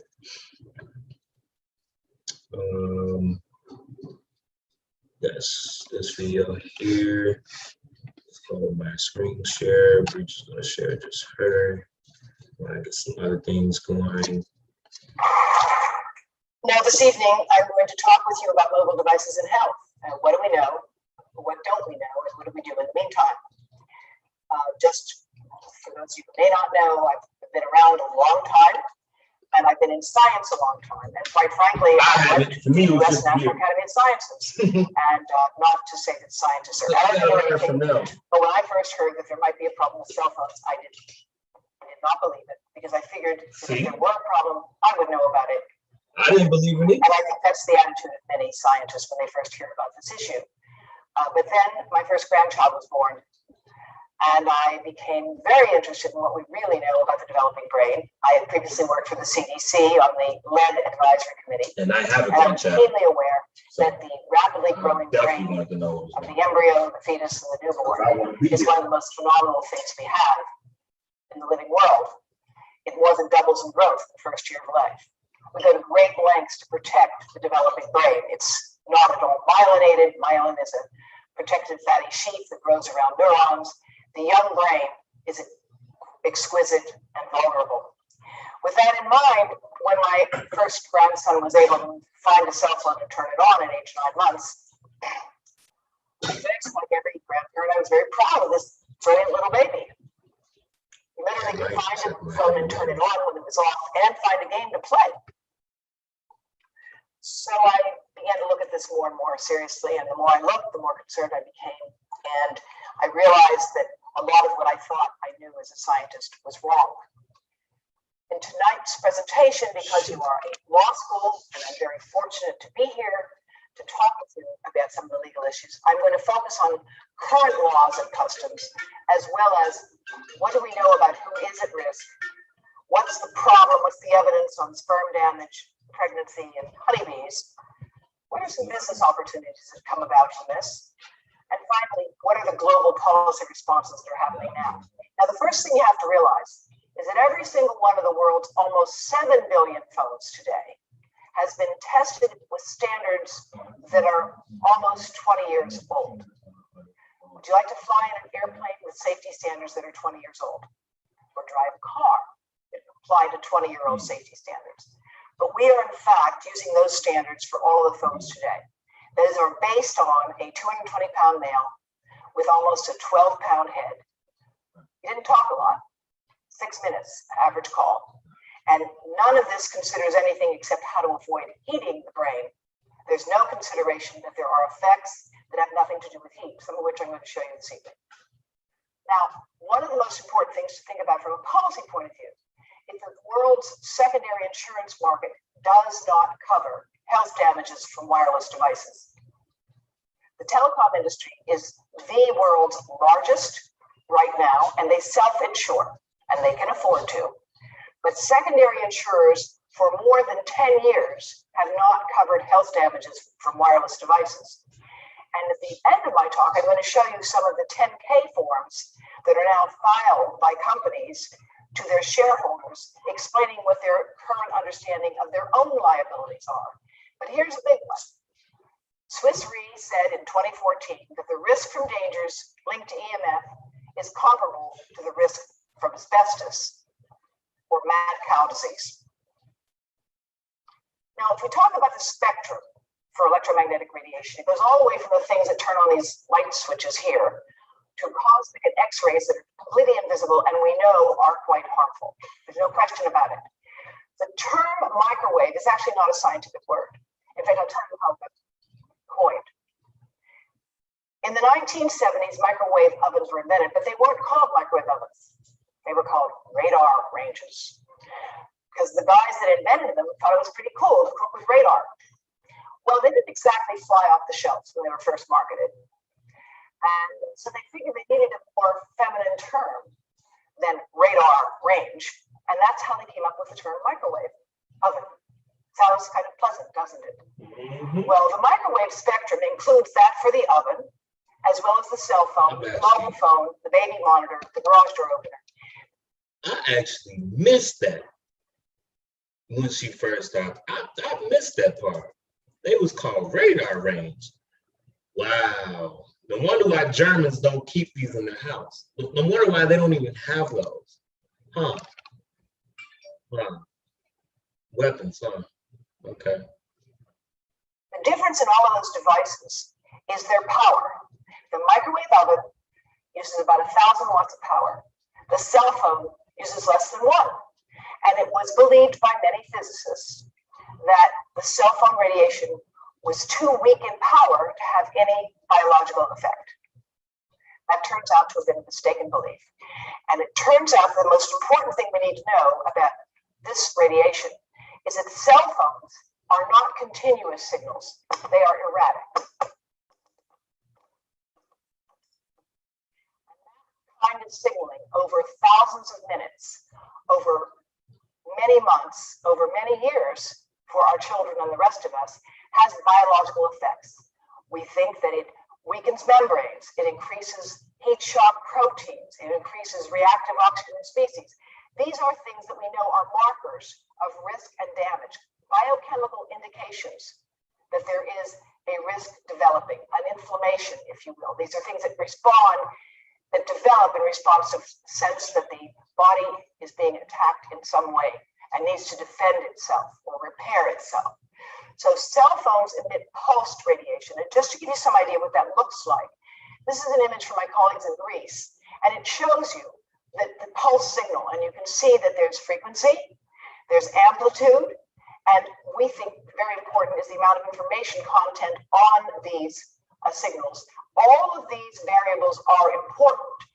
Now, there's literature on this where studies are done that claim there's no effect, and often those studies will use a continuous wave instead of a pulsed wave. There are other problems in inconsistent studies. Sometimes they'll use adult cells instead of neuronal stem cells from newborns. And depending on the cell you use, the type of signal you use, you can get very different results. And if you don't understand the importance of these things, it will look as though the evidence shows you that there's no effect, when in fact you've picked the wrong thing to study. And as I will make clear, sometimes that's not an accident. This is just to show you what happens in a 4-second phone call. This is volts per meter. We call it power density. Now, the worst time for you to pick up a phone and put it next to your head is when you say hello. Phones are smart. They go to max power. When you say hello, have the phone out here. Never keep it next to your head. And notice that it goes up and down in power density. This is 4 seconds of a phone call. That's all. Over and over again. This kind of exposure is highly problematic to membranes of our cells. And we think that this may be part of the reason why we're getting responses, biological responses, to this relatively weak radiation. It's not the power. In fact, the newest phones have the lowest power, but it looks like the 3G technology is more toxic than the 2G is measured by different indicators that we use. Now, 2D modeling, we had two-dimensional modeling of this exposure, has been around for almost 20 years. In 1996, my colleague Om Gandhi of the University of Utah was chairman of the Department of Electrical Engineering and president of the Bioelectromagnetic Society. And he published these findings, which is a scalar two-dimensional model showing the relative amount of radiation in the large head and smallest head. He lost all his funding for research from Motorola when he published it. But he continued to do the work that he was doing. And in 2002, he produced this work showing a more anatomically based modeling of the amount of absorption. And you can see on the right side, the smallest head, of course, absorbs proportionally more radiation than the largest head. This is basic, makes basic sense. But still, it was two-dimensional modeling. My colleagues in Brazil and I are now working on three-dimensional modeling. And we're doing this using software that's been specially designed and is currently used to evaluate medical devices for the FDA and for all the relevant agencies that do that. And you can see here, and I'm sorry, I don't have a pointer. So the bottom is the big guy head. We call that guy SAM. That's short for Standard Anthropomorphic Mannequin. SAM is this big guy. And you can see there is absorption into the big guy brain. It's a little difficult to tell here, but there is greater absorption into the 8-year-old. But this is what we need to be dealing with right now. People are giving phones to children as toys. There's an explosive growth in apps. I think it's really worthwhile to note that Steve Jobs did not let his children play with these things. And when I've talked to the Silicon Valley Health Institute in a room with several hundred people and asked how many of you would give your 5-year-old an iPad, not one hand went up. And they send their children to the Waldorf schools, which do not use computers in elementary school. So there's really an awareness among some of the IT community that you want to be careful about introducing this technology to the young brain. Let me show you one example. And I think man, you hear that? So they don't put their children in schools with Wi-Fi, but we do. So what do you think is going to happen to our children down the line? All types of medication and ADHD diagnosis, anxiety, and going to see a therapist, cancer, and so on. We just go down the line. Lupus, diabetes, blah, blah, blah, blah, blah, blah, blah, blah. Coronavirus. Like, okay, let me just let her finish talking now. We will go out here to find the YouTube. Is that right? Let's see.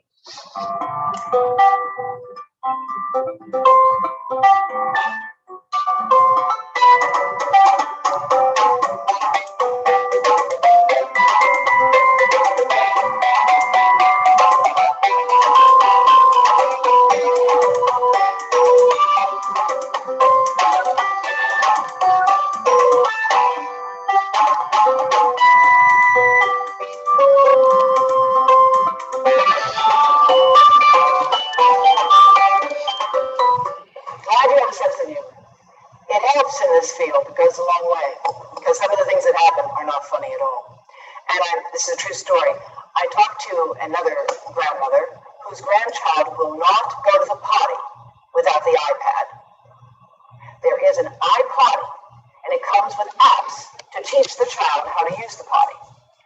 So this child literally will not go to the potty without the iPad. I know a number of men who have that problem too. But the idea that we're going to put a two-way microwave device right in front of the brain of these young children while they are, in fact, learning about their bodies and needing to relate to the cues of proprioception around them from people who care about them. The idea that we will try to let technology take over the most intimate parts of our lives, that's something that we really need to have a more serious conversation about. Yes, there's the bouncy chair I just showed you. There is an iPotty. There's a teething rattle case for the iPad and the iPhone. Now, Silicon Valley inventors of these things don't use them. And it's people who have the resources available to do this that will spend the money on such things. I'm going to show you now why that's a very bad idea. This is a modeling of 3D exposure in the brain developed by colleagues at the Swiss National Institute of Technology, ITIS. And here you can see in their model, there's greater absorption into the eye and this side as well. This is a less sophisticated model than what I'm going to show you next. This is a more complex model of the pregnant abdomen.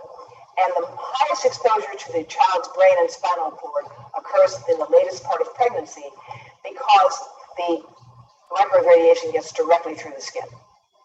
So you can see here, this is the spinal cord and the head are right close to the surface, greatest exposure. Now, here's, sorry. Oh, that's the iPotty. There it is. And that's what babies do when you give them phones, put them in their mouths. Let's see if this, look at this. We'll do it again. 3-year-old.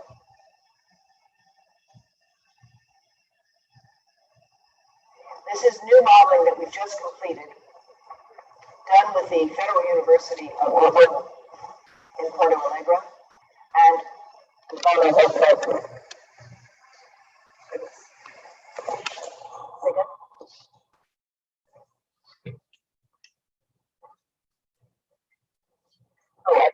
stay away.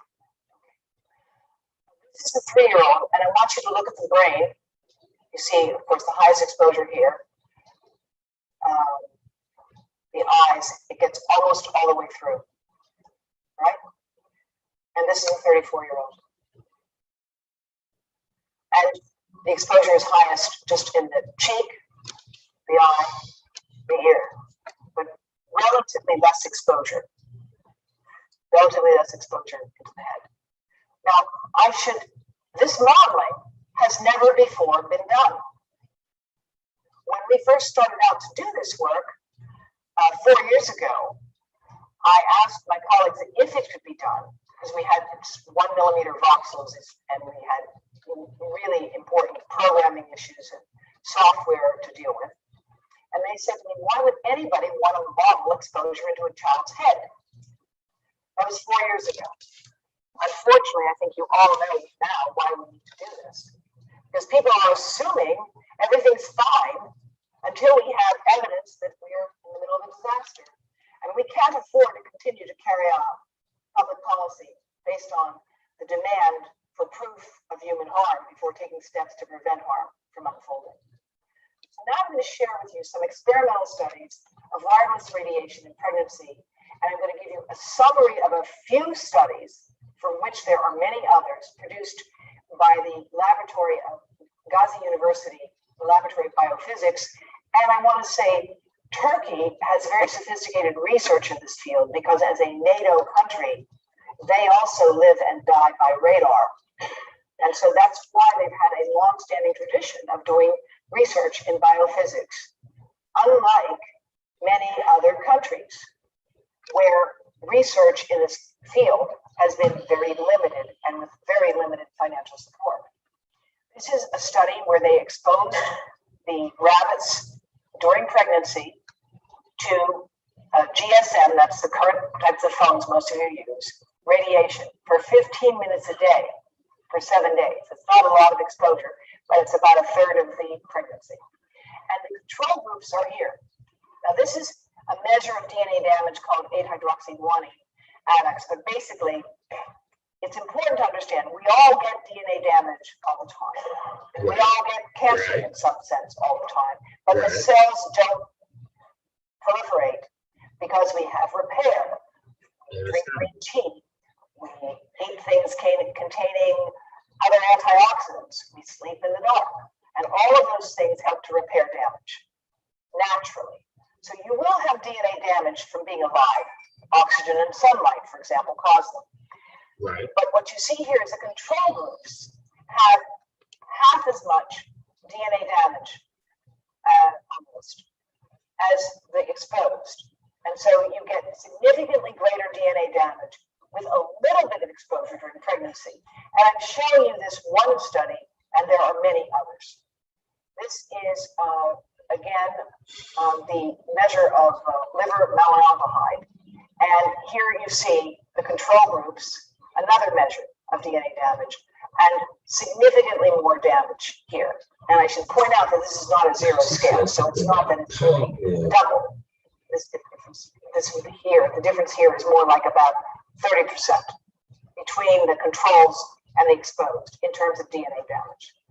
Now, there's other research that has looked at prenatal effects and specifically measured brain and testis, measuring a part of the brain called the hippocampus, which is rather essential to learning and memory and impulse control, and showing significant effects.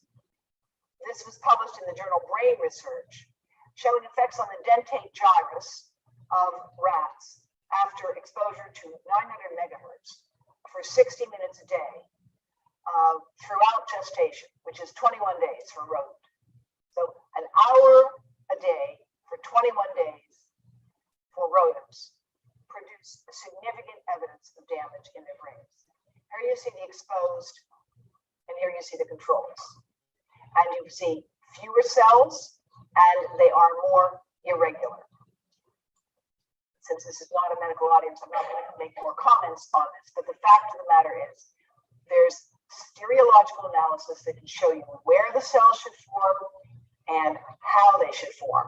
And what we find from this work is that the cells are missing and they're abnormal in their shape. This is a different study done in Greece, where newborns were exposed shortly after birth. Now, what we do in animal research is sometimes we'll starve the rodent in order to teach them to run a maze for a food reward, kind of how, like, I feel sometimes running for lunch. You know, you really will do almost anything to get something to eat when you're hungry, and rats will learn how to find their way out of a maze if they're starving. What this study did is they took these rats that had already learned to run the maze, and then they exposed them to RF.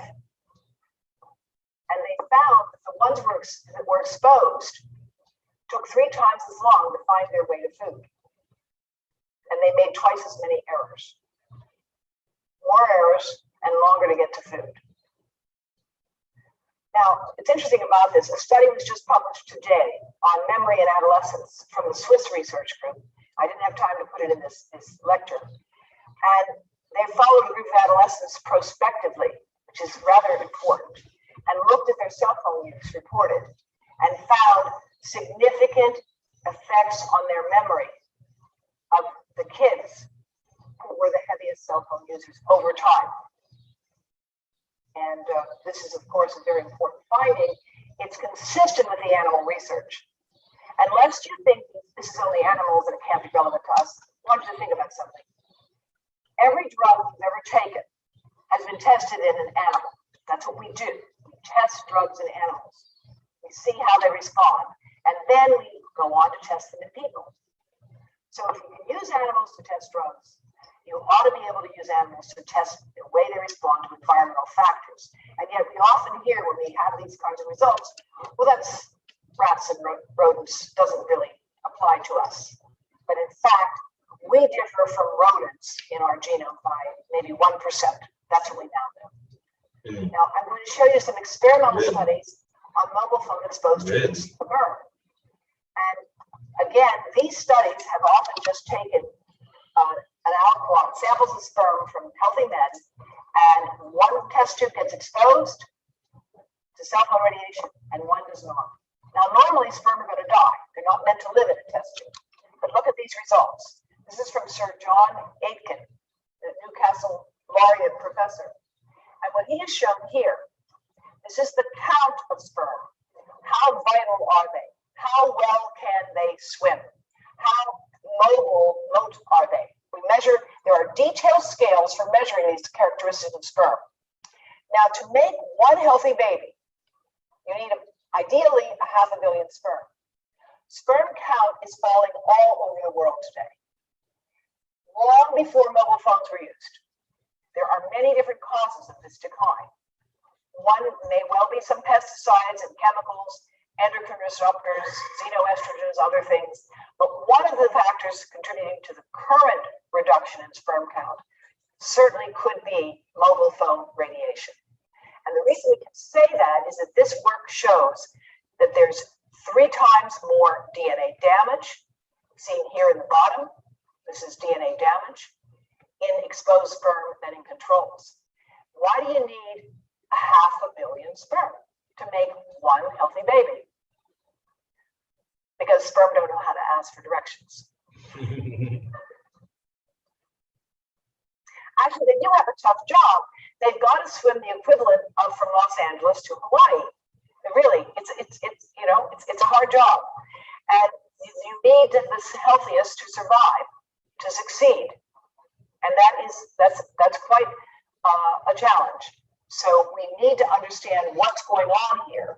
And this study that I showed you here has been replicated a number of times in other labs, in China, in Saudi Arabia, in Turkey. The Cleveland Clinic has also shown similar results. And these are with human sperm.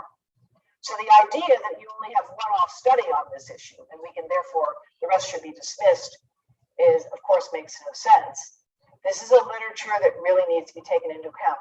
When I spoke to the Canadian Parliament Standing Committee on Health a few months ago, they looked at this new evidence as well as others and have concluded that there really needs to be a national public education program to give people the right to know about what we now understand about these risks. And I'll return to that by the end of my talk. This is the Cleveland Clinic data from Ashok Agarwal, who has published more than 400 articles. And what he found, very interesting observation in 2008, was that the men who carried their devices and wore them the most, 4 hours a day or more, had the lowest sperm count.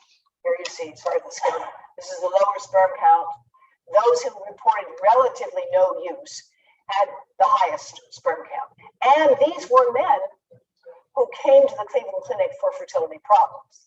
And he started to notice that the ones with the biggest fertility problems sometimes were like I used to be. They wore their phones like guns, gunslingers, and they had direct contact with their body.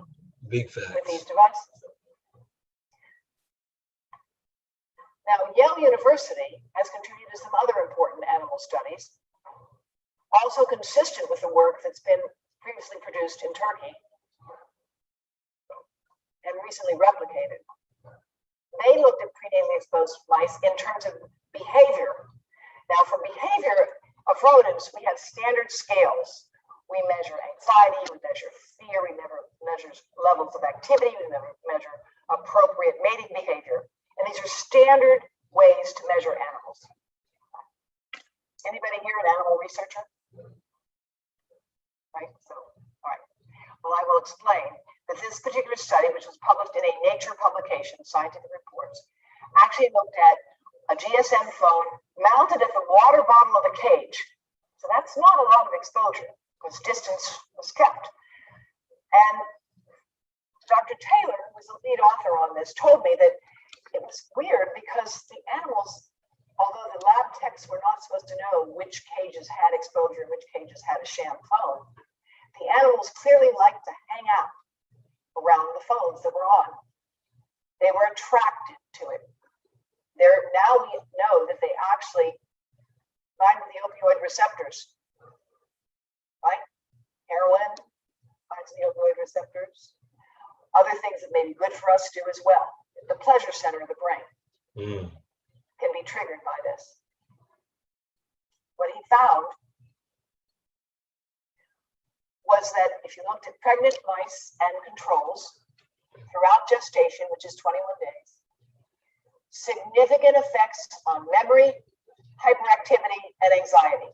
These mice had poor memory, they had more activity, and they had more anxiety, but they had no fear, right? Other studies have shown for humans exposed to cell phone radiation that they have faster reaction time and they make more mistakes. So you're quicker and you make more errors. Think about that the next time you're driving. You can go faster, but you might be making more mistakes if you've had this kind of exposure. Now, we don't want to make too much of the animal studies, but again, I want to tell you, this is not the only study with these findings. There are similar studies showing effects, and as a consequence of that, Professor Taylor, who is the chairman of obstetrics and gynecology at Yale University Medical School, has issued a general recommendation to every pregnant woman that walks into that Yale New Haven Medical Center to avoid exposing the pregnant abdomen to mobile phone radiation. Martha Herbert of Harvard Medical School has looked at the literature on autistic spectrum and has concluded that the current evidence is sufficient to warrant new public exposure standards benchmarked to non-thermal exposure levels. And she's written this in a letter to the FCC, and she's published an article, a review article, in a peer-reviewed journal to this effect. So you've got some very eminent people now who have concluded that we have reasons for concern based on learning and impact on the developing brain. Now, it's also important to realize that in 4 years ago, the World Health Organization brought together some of the foremost experts in the world, and they concluded that at that time, evidence indicated that mobile phone radiation was a possible human carcinogen.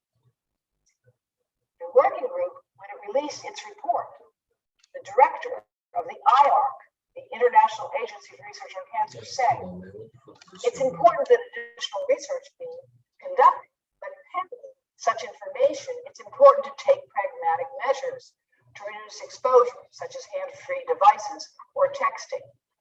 That's the advice of the World Health Organization in 2011.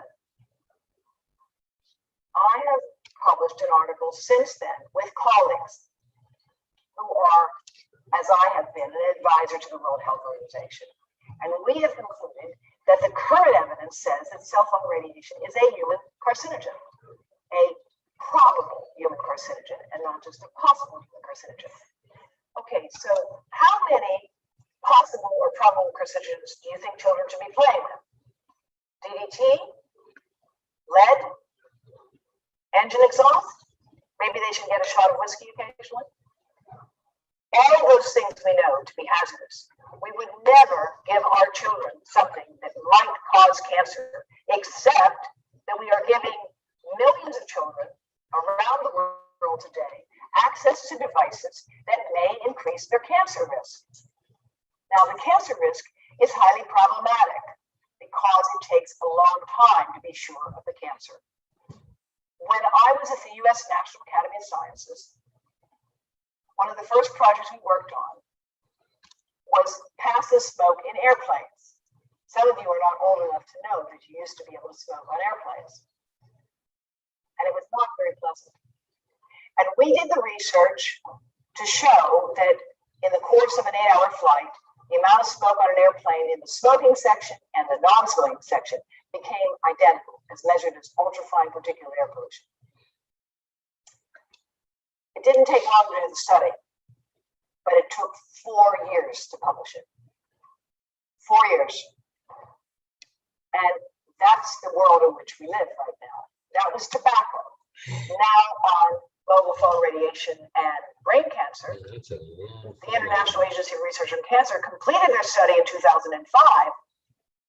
And as I was completing my book, Disconnect, writing the chapter, calling on them to release the study, they released the study. It took 5 years to release a study that had been completed. 5 years. And the reason for that was because of the intense fights among the authors about exactly how to frame their results, which in fact did show a statistically significant increased risk in brain cancer in the highest users of mobile phones. It does show that, and that finding has become more robust now. French national studies, work from Hardell, all confirming wherever you have someone with long-term use of mobile phone radiation, 10 years or more, you've got between a 50% to 8-fold increased risk of malignant brain cancer, glioma. So where are we now? The glioma risk is very consistent. These are the recent studies since Interphone, Hardell and Serenat, which is the French national study. And what these numbers mean is this. After 10 years or more of exposure, you have about a 1.8-fold increased risk overall and 1.6-fold in Serenat. But if you look more carefully at the heaviest users for the longest time, the risk numbers go up. The risk numbers go up. Now, brain cancer is a rare disease, but it's not one anyone wants to get. And even if it doubled, it might not make a huge impact on our society right away. But if we know something can increase the risk of brain cancer, I think we have to take steps to reduce that risk.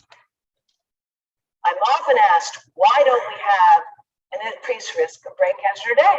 After all, everybody's using a mobile phone. Well, hang on a second. Brain cancer takes a long time to develop. How do we know that?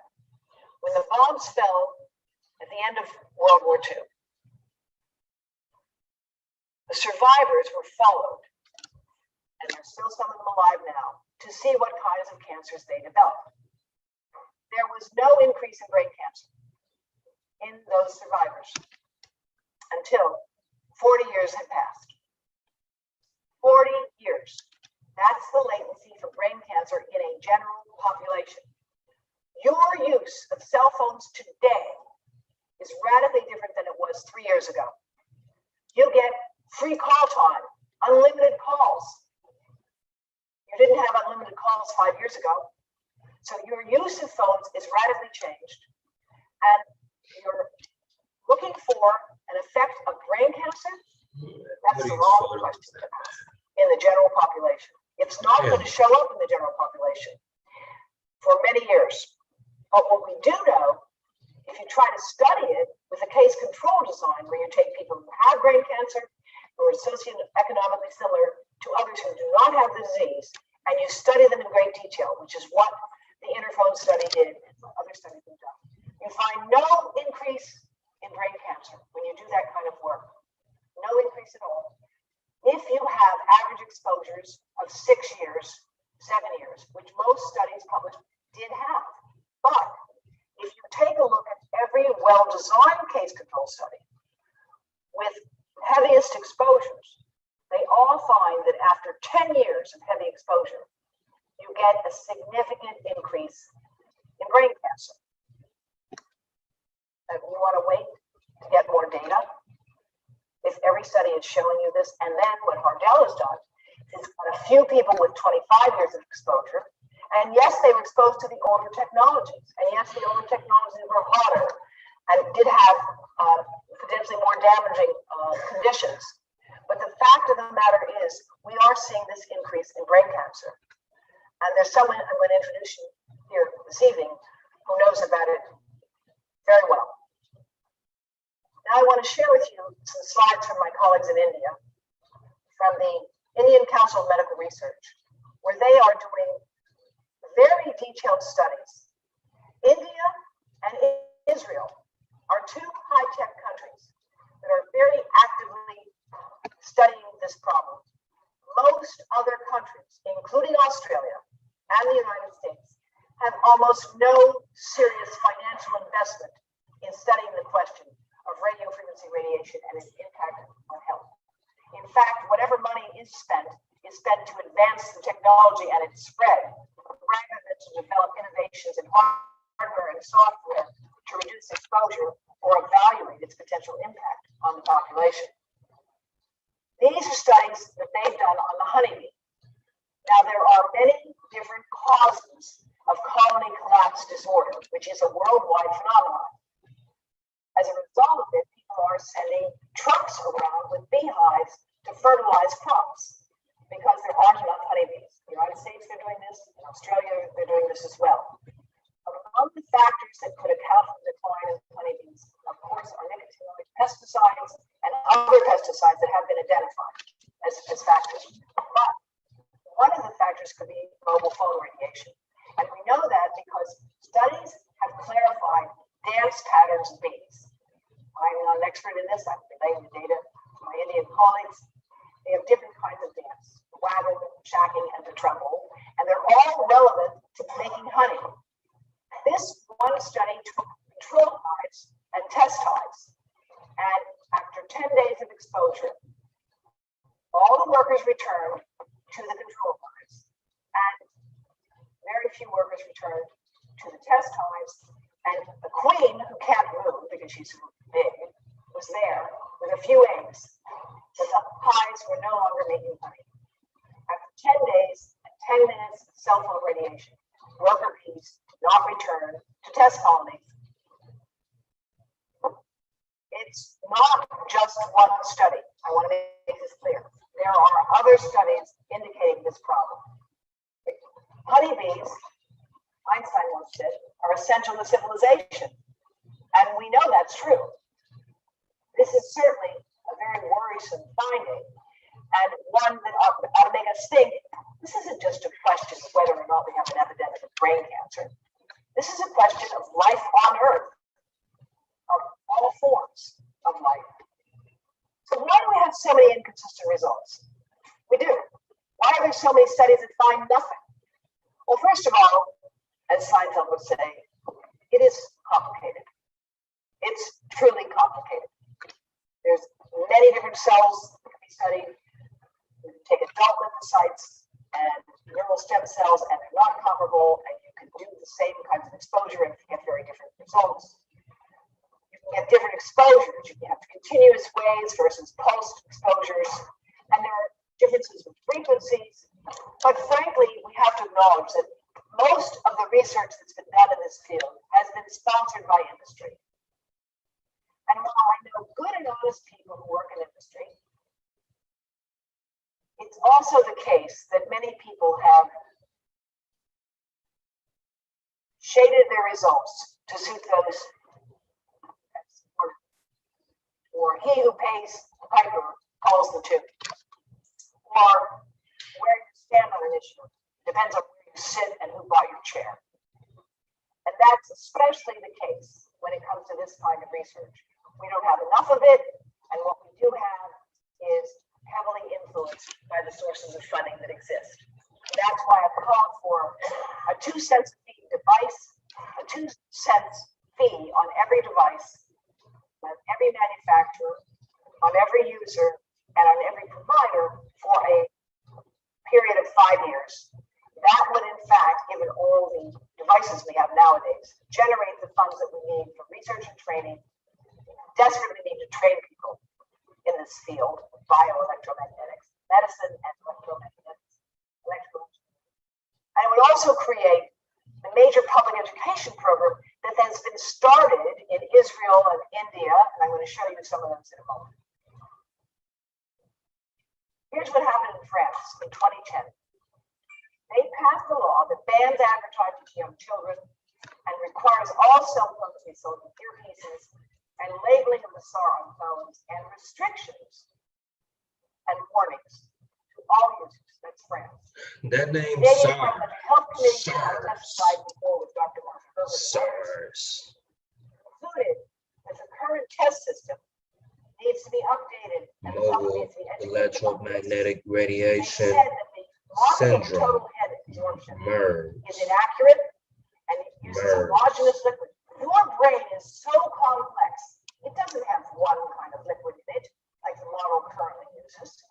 It has very different densities of the material. The dielectric constant of the air is 1. The dielectric constant of a child's brain is about 80. The dielectric constant of my brain is about 40. The dielectric constant tells you how much you can absorb the radiation. The more fluid in the brain, the thinner the skull, the more radiation it will absorb. We know that to be the case, and yet we're using a model of homogeneous liquid. It does not take into account that we're really concerned about the dose and the brain, not the exposure, but the dose. Exposed to sunlight, the dose will depend on whether you use sunscreen. We've got to be more sophisticated. We have the tools to do it. We have to use them. We have to take into account the developmental immaturity of the young brain. And the Canadian Parliamentary Committee said that microwave radiation is now a serious public health issue. That's their position. Now, I want to share with you, since this is a group of legal people, how many of you are attorneys or associated with attorneys, just for my information? Right? Yes. In the United States today, there's a court case working its way through the system, representing about 12 men with brain cancer. Some of the cases I've known personally developed brain cancer at age 28, age 32, and they were the first users of the technology. And they were on it 24/7 and collapsed in spasms at age 28 or 32 with a malignant brain cancer. And those folks are dead. There's a lawsuit being put together on behalf of a number of them, alleging that mobile phone radiation caused their brain cancer. And the court has recently issued this ruling, which has been upheld so far, saying if there is even a reasonable possibility that cell phone radiation is carcinogenic, the time for action in the public health and regulatory sectors is upon us.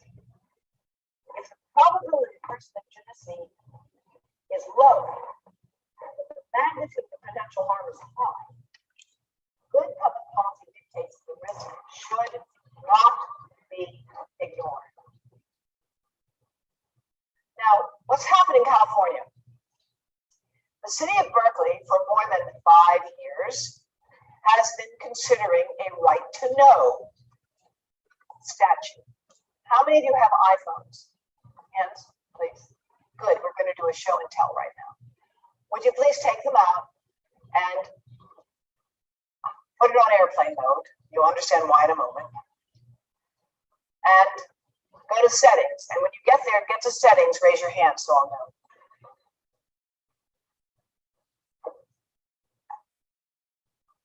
And share with others so that people can look on, please. Okay. Now, from settings, you go to general. Right, it's about 7 down on the front screen. All right, raise your hand when you got there. General, okay, good. And from general, you go to the top to about. Now, from there, you go all the way down to something you don't even know is there called legal. And then when you click on legal, click on RF exposure. And there it is. to reduce exposure to RF radiation, use the hands-free device or the headset provided with this, right? It's there. You should know about it. You've been warned. So in response to these hidden warnings, the city of Berkeley passed the cell phone right to know ordinance unanimously. And that law requires cell phone retailers to provide you with a fact sheet so that before you buy the phone, you find out that you can't put it in your pocket. You cannot keep a phone in your pocket without exceeding the as tested exposure guidelines. That's the fact. Operating cell phones will exceed the as tested exposure guidelines unless they're on airplane mode, in which case they're neither sending nor receiving microwave radiation. Now, how many people who are new to this issue knew that this was here before? Oh, it's an informed audience. Okay. So the city of Berkeley passed this law, and then industry sued. They sued. They said, you're violating our First Amendment rights. You can't force us to tell you what's buried in the phone because that's a violation of our free speech. You're compelling us to tell you something we don't want to tell you. They sued, and the person they had representing them was the former Solicitor General of the United States. Because they can afford to hire those kind of people. The person we had defending the right to know was Harvard professor Lawrence Lessig and Yale Law School Dean Robert Post. They went to defend the city. And guess what? The right to know so far has survived. It has survived. I believe that in Australia, you have similar rights. And I hope that you'll be able to make some headway now on that issue. But this is the message that Telstra is now sending people. The service message comes about every couple of weeks. Whoops. The device that was in there isn't showing up. But when you go to it, it tells you what the tips are to save energy. There it is. You click on that link and I'll show you those in a minute. Now, I think it's great that Telstra is doing this. It's wonderful. You might want to know why they're doing it. It's a good question. You might want to ask whether they should do a little more. Because after all, you get a text message. You're going to click on that? Most people don't have the time. Now, we are doing the Baby Safe project as one way to inform people with Yale University and over 100 physicians and experts around the world to promote precautions during pregnancy. But I want to show you what the companies are doing. Vodafone, I think it's a company you're familiar with. In the United States, there's a Form 20F or a Form 10K that legally must be filled out every year by companies, and they are obligated to report on any risks and liabilities that they face. Legally, they have to report. So I'm going to show you a few of these because I can't go through all of them. But you will see that Vodafone has said we have risks from health, although the World Health Organization agrees there's no evidence that convinces experts that exposure to radio frequency fields from mobile devices operated within guideline limits has any adverse health effects. Well, that's actually not correct. The World Health Organization actually says there's limited evidence and we need more research. These guys are saying a change to this view could result in a range of impacts, from a change to national legislation to a major reduction in mobile phone usage or to major litigation. In fact, that's already happened. Here is the 10K report from Verizon. It says we are subject to a significant amount of litigation, which could require us to pay significant damages or settlements. They're reporting this. AT&T, unfavorable litigation or governmental investigation results could require us to pay significant amounts. They face liabilities, corporate liabilities. This is what they are reporting because they're required to do so. This is China Mobile. We cannot be certain that future studies will not impute a link between electromagnetic fields and adverse health effects. Well, guess what? we can be sure that they will, because there is a link. And that link is strong and getting stronger now. And all of these demurrers and these 10K forms and 424B3 forms, all of which are filed quite recently, they all say we cannot be sure that additional studies will not demonstrate a link between radio frequency emissions and health concerns. Of course there's a link. Why don't we do something about it? Why don't we work together to reduce exposures, to come up with better software and better hardware? Actually, there's a Chinese company called Qiu that is making a router that has a baby safe mode. It's a router that automatically goes off when it's not used and goes to the lowest power possible. You could have cordless phones like they have in Switzerland that are only on when you need them. You could have routers that turn themselves off when they're not being used. You can design software and hardware for operating systems of phones that would not work 900 times a minute to ping to the tower saying, where are you? Here I am. Where are you? Here I am. That's how phones are set up to work. They are smart. What if the operating system didn't go 900 times a minute, but 90 times a minute?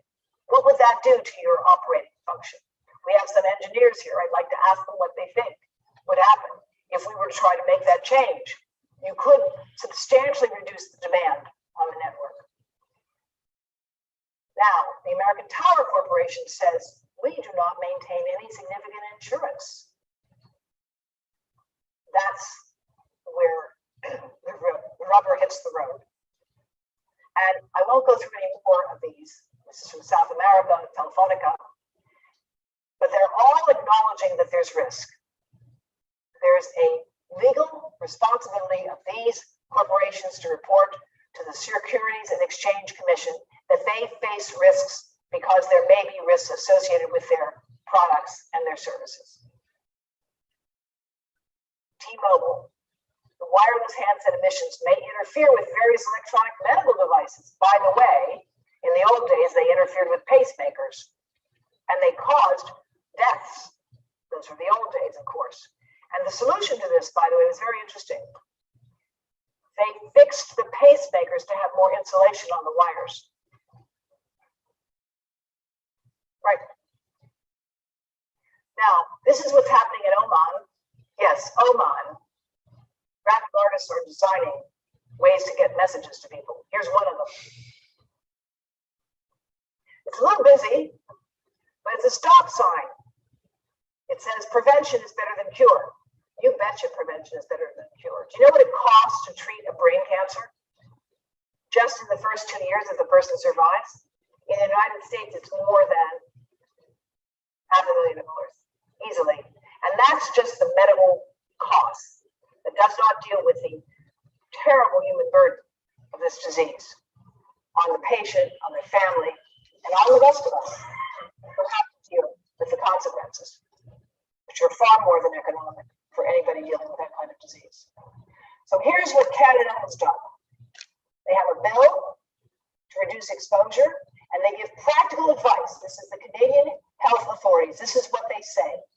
Limit the length of cell phone calls. Replace cell phone calls with text. And encourage children under the age of 18 to limit their cell phone usage. This is the national government of Canada.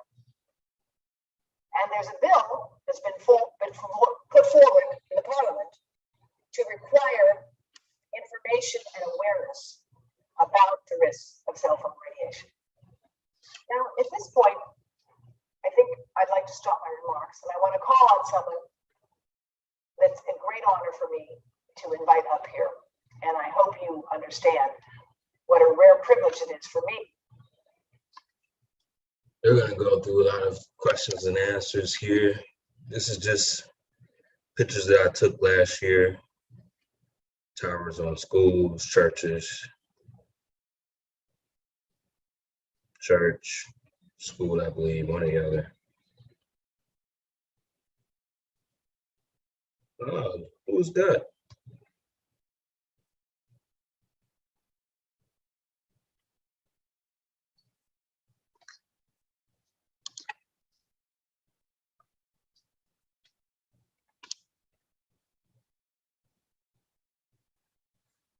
That's like a little mini tower. That's just a bigger distance from it.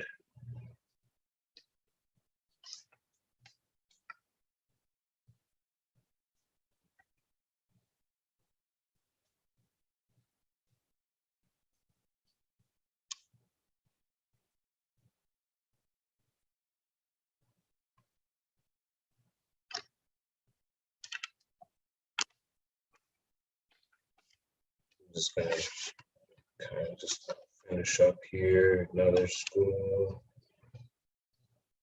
down the street from school. Ever wonder why your child is waking up with headaches? Probably because they've been in front of the game for a long time. And they've been, they've been around those cell towers by the school for a very long time.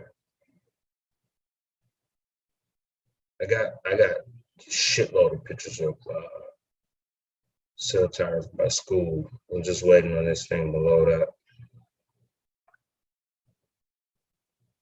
And if you go back to the beginning of this video, somewhere in the beginning, the guy definitely shows you on a map of where all the towers are located by the schools. And that was on NBC. I don't know if it's still there or not. I'm not sure. They're all by shopping malls. So you're being fried by the shopping malls. I think this is near school. I can't remember which one that was. It was kind of high. I think that was off the expressway, but the school is nearby.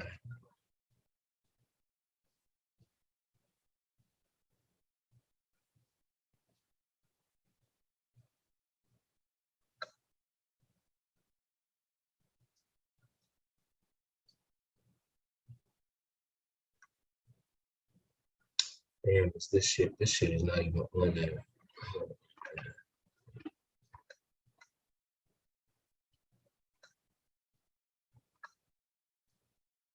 Oh, my bad.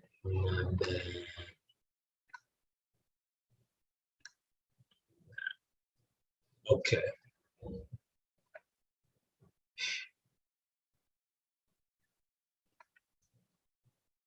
All by shopping centers. Okay. I even have a video clip of them.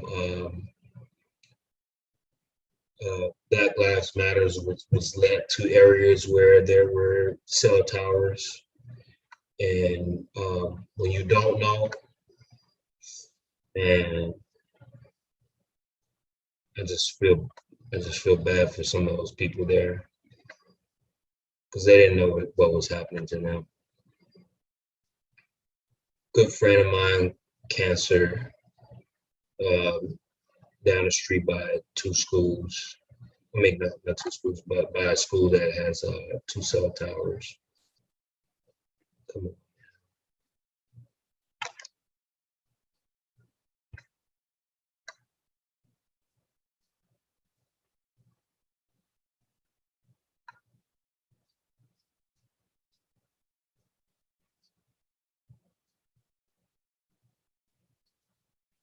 I mean, they're just hidden everywhere.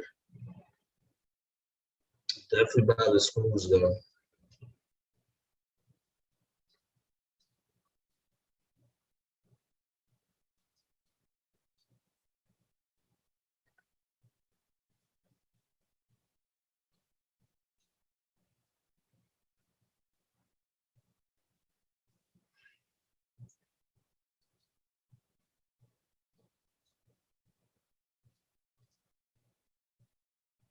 Mini tower. If you're wondering why you're getting headaches and really, really bad headaches and you're on the upper floor, that's gotta be one of the reasons. Basement's been all right, but it just depends on the energy of the house or the apartment building. One friend shut down the whole power in the building just to get some sleep. Sometimes that dirty electricity in the walls That's even strong as hell. That you can't really handle it. Yeah, it's towers on the building. Man, this shit is. There we go. Leo's got medicine. Kind of going into downtown area, coming from downtown. Going into downtown now. So yeah, we were going down. I think I was going down Washington or Madison. I can't remember. Or Jackson. It had been Jackson. Yep, they're everywhere.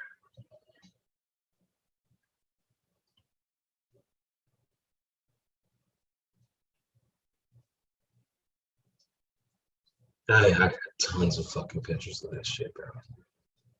Just tons of pictures.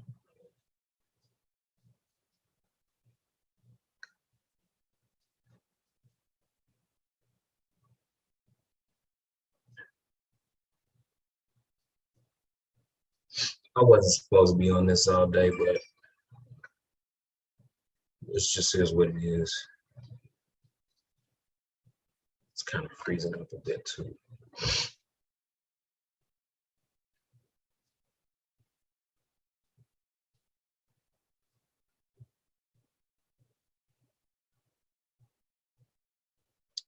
Yeah, this thing just froze up.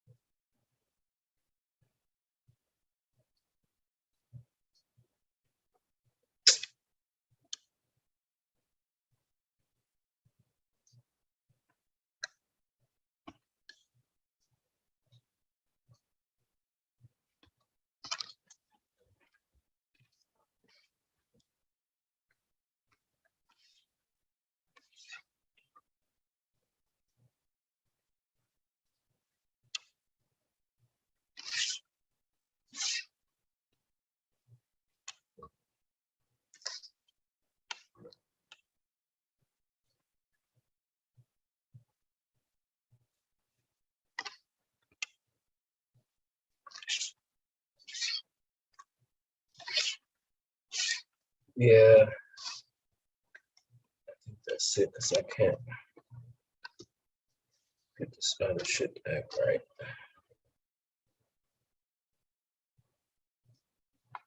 Here we go. It's gonna play the video.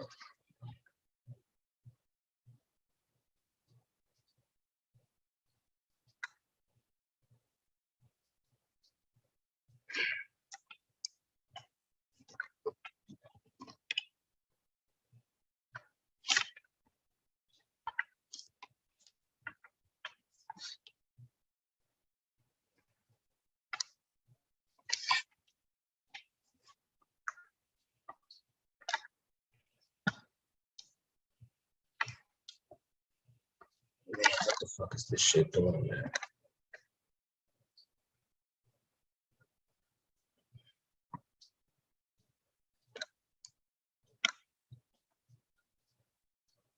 So, okay. So that should close out on me.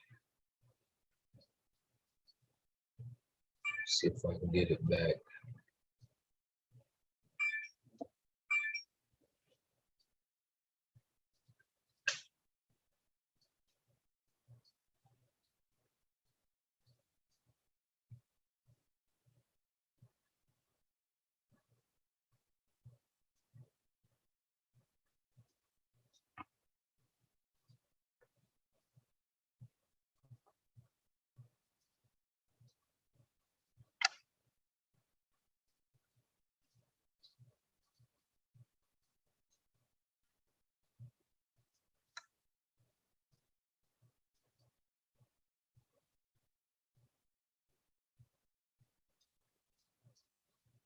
Where was this shit?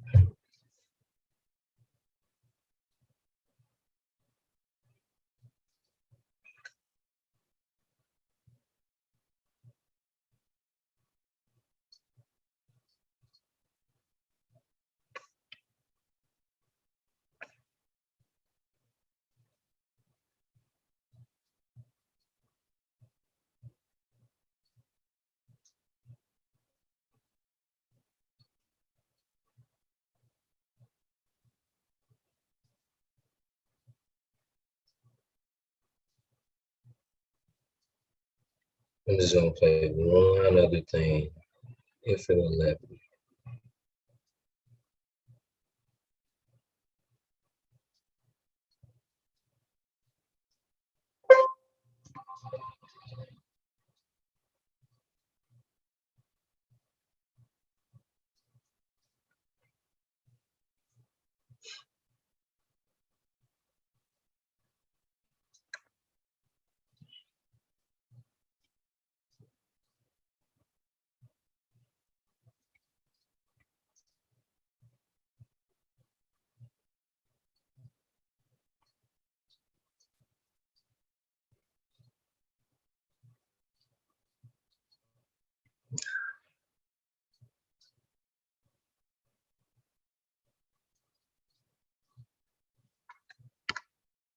Man, this shit like finding a needle in a haystack, man.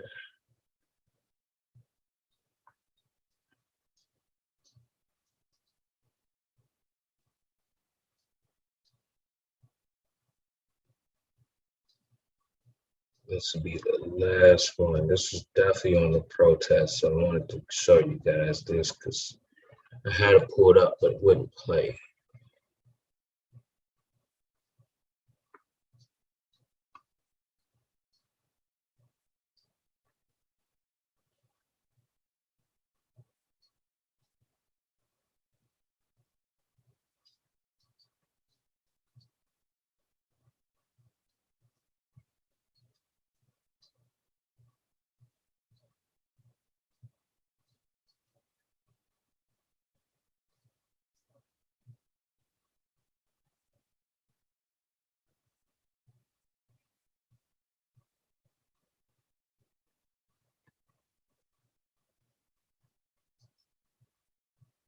Man, this is definitely like,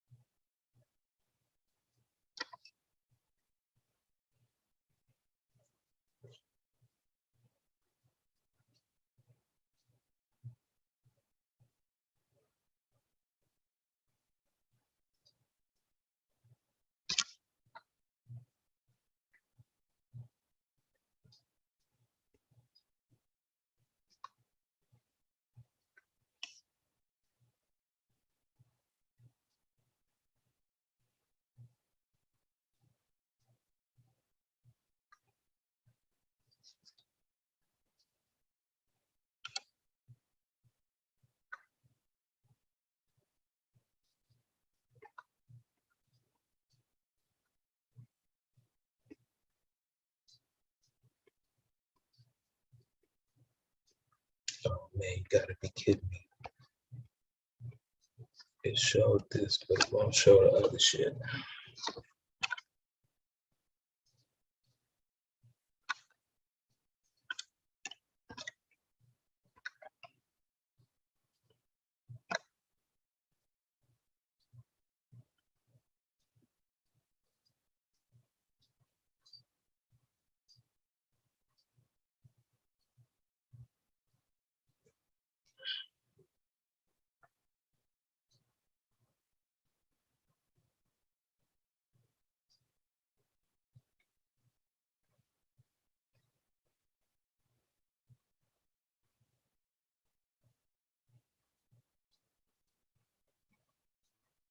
Man, I didn't even realize I took that picture.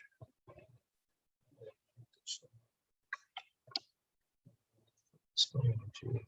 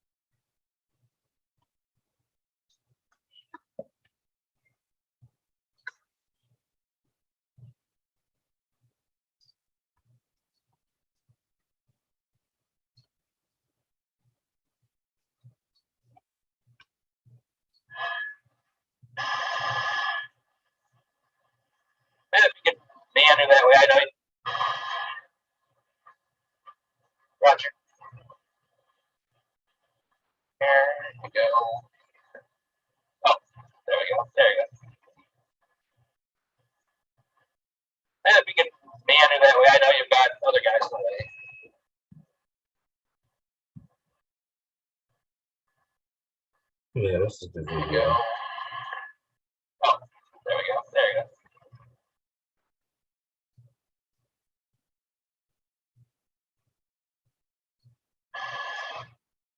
go. All right, I want you guys to take a look at this.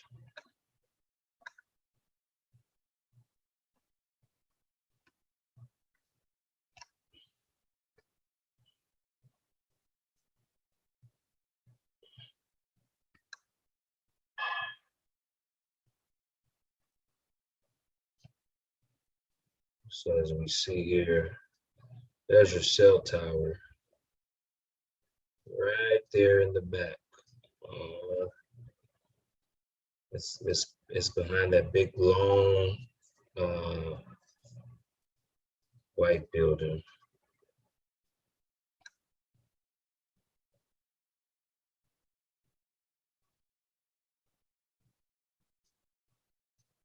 I wonder if I can mark on this.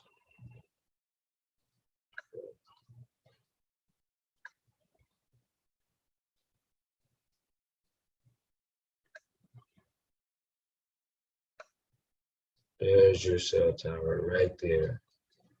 And this is where your crowd is at. Right here. And I guarantee you, if you pull up any other videos on Black Lives Matters marching and protesting, they always were by a fucking cell tower. Every last time. Every last time. And you will see the crowds go from big to small. There's one scientist said, Barry Trevor, said they've microwaved people before. Just for certain things just like this here. And I guarantee you, those police that was down there, I guarantee you they had protection. I guarantee you. These police here, they had protection.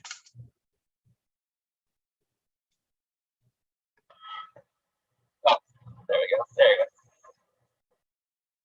When this guy flew away, though, he made sure he got that cell tower intact. I got the video of the whole thing, actually, when he flies around it. I just don't know where it's at from here, to be quite honest.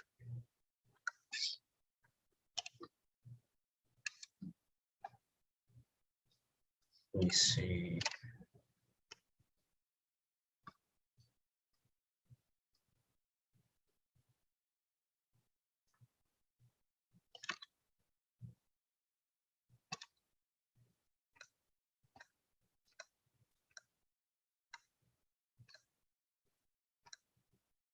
I know I got that video somewhere, but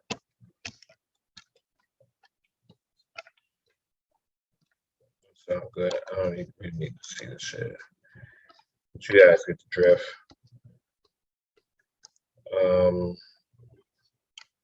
Which one is this one? Yep.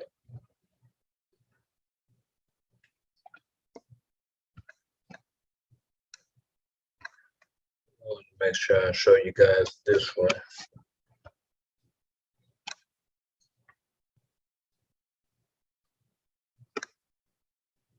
Yep, as the crowds got smaller, cell towers here on this school. Cell tower right there.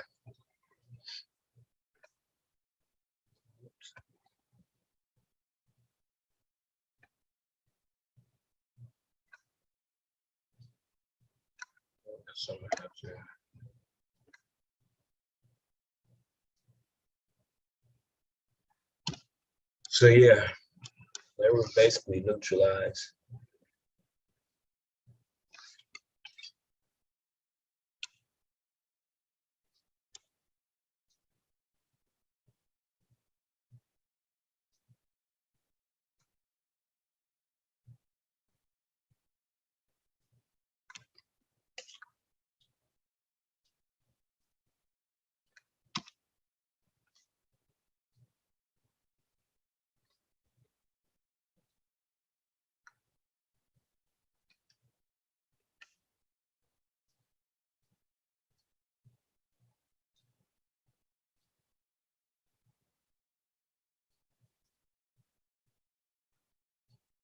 Oh, this was a year ago. Oh shit. I need to watch that one. I'm gonna bust a move real quick and then watch it while I'm on the move. Slow, slippery, ill, microwave, and melatonin. Wonder why they put microwaves in our crib, Tom.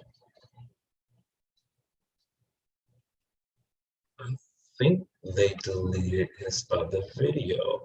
No, it's still here. There's still this creep looking video. This was 2 years ago here. I wonder if this was in English. It might not be.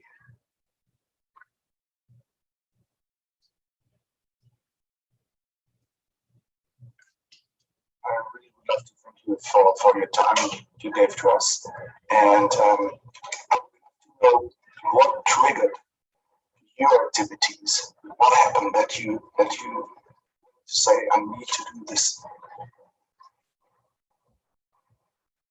I knew about it from 1959. In 1960, I went to my first military class, microwaves.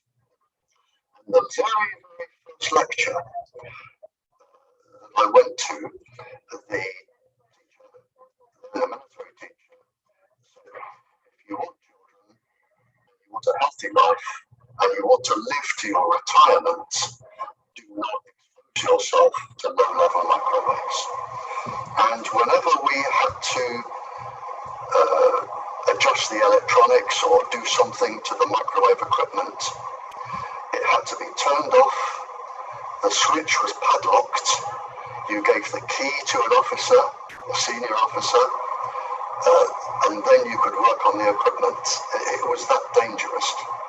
So in the 1960s, 1970s, when microwaves were being used as weapons by the Americans and the Russians, basically to kill each other.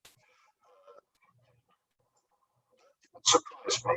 That surprised me because I thought, it's an indetectable weapon. When you die, God and you can blame the environment, but you can't blame the person sending it. You can send them from one country to another across the road, but you don't even know you're being exposed. And I thought, well, that's not a nice weapon, because they were carrying out experiments on women, which I quoted, where they could make breast cancer, miscarriages. Men would have leukemia, children would have leukemia. They were all experiments from one country to another. People, tramps that they find on the streets, whatever. So I don't like where this is going. We have a weapon now, which is, it's not germ warfare, it's not atomic warfare, it's people with radiation. And I thought, well, I don't like this. And then in 1972, the military and the police were given the same microwave set, and I thought, well, this is dangerous because they're using the same frequencies that are used for weapons, and we're going to kill the very people that trust us and we trust, like the police and the ambulance and the military. We trust them to save our lives, and they trust us to look after them, us being the government. And I thought, well, the government are intentionally sacrificing its own police, its own military. People are giving their lives for their country.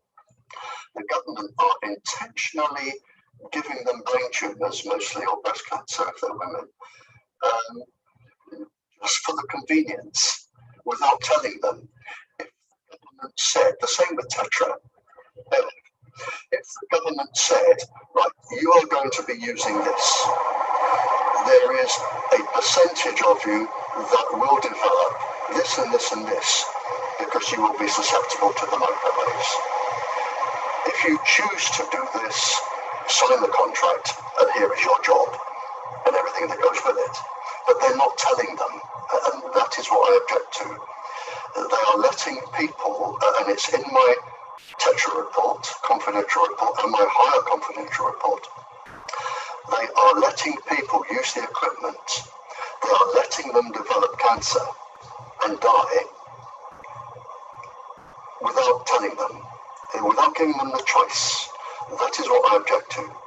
If you go into the military, as I did, again, the very first lecture, you are going to go into wars in my case, Borneo, Aden, British Guiana.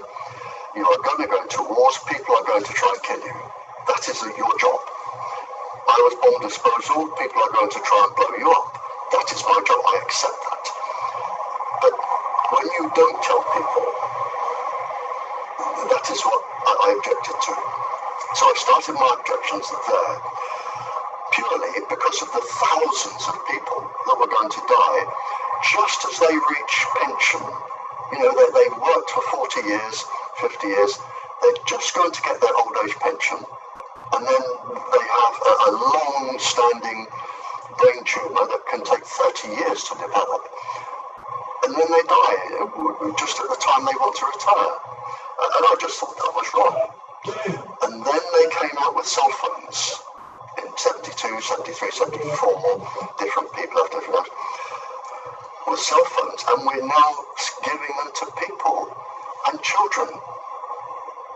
And of course, children are much, 60% more susceptible than adults to the harm of this, and pregnant women are even more susceptible to this. And I asked some colleagues that I knew, because when I was debriefing spies, you make a lot of friends. When you talk to spies for 11 years, you make a lot of friends, and they have a lot of friends. And you make a lot of contacts in lots of governments. And I started asking a few people that I could trust, and they said, well, we believe the same as you. We know where this is headed. We believe the same as you, and we're trying to stop it. And I got the information sent to me, saying, and the one that really did it, to answer your question, I'm sorry it's been so long, the one that really did it were 2 or 3 papers, one from the American government saying that we must set a safety limit that nobody can argue against and we can win in court. That one. And that we must basically, if anybody asks, say this follows the safety guidelines of what we lay down. And I knew that was designed to kill people, because the following sentence says, and you have the document now, the following sentence says to protect industrial output. Money. So we are killing people to protect industry. That is what it comes down to. It's hard to believe that this is it's all about money. And then you had the World Health Organization conference in Poland, Warsaw, 350 pages. 350 pages. That was followed with 2 big documents, 2,000 studies, basically on each, saying that these microwaves are going to kill the children, kill the trees, kill the animals, kill the people, but not everybody. It's going to kill quite a lot. And just these really 4 I thought, well, I'm going to do something about this. But I've been doing something about it for 40 years.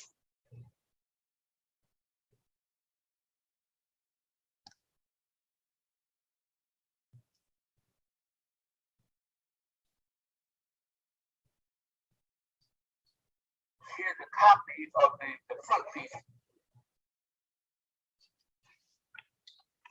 Man, all right. Bust a quick move real quick. Then I'm gonna have to separate some of these videos. Definitely a lot of information. But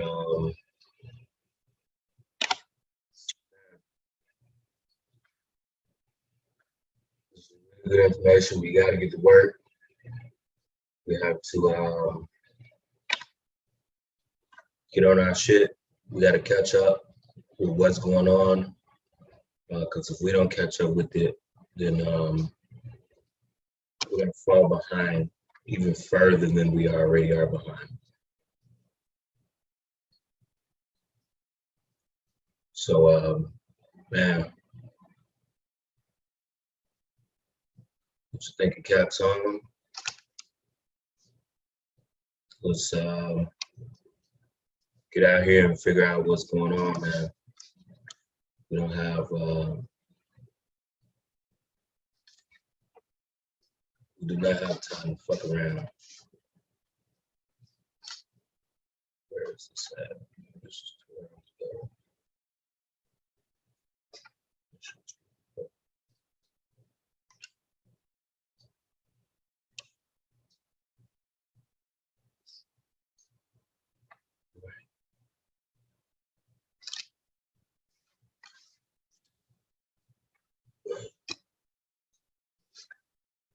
Yeah, stupid.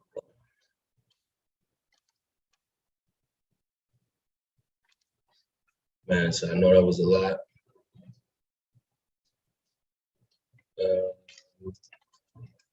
Gotta make sure. Man, I gotta put the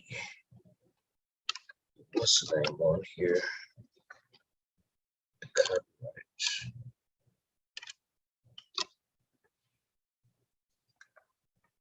No, not this one.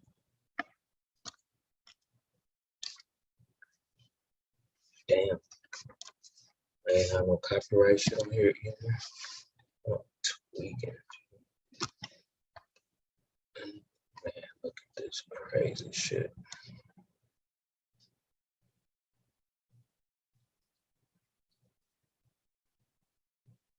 Alright, I guess I gotta go get the copyright.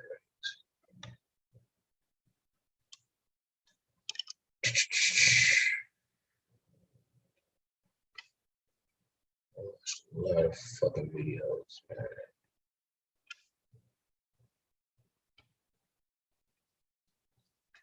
Here we go.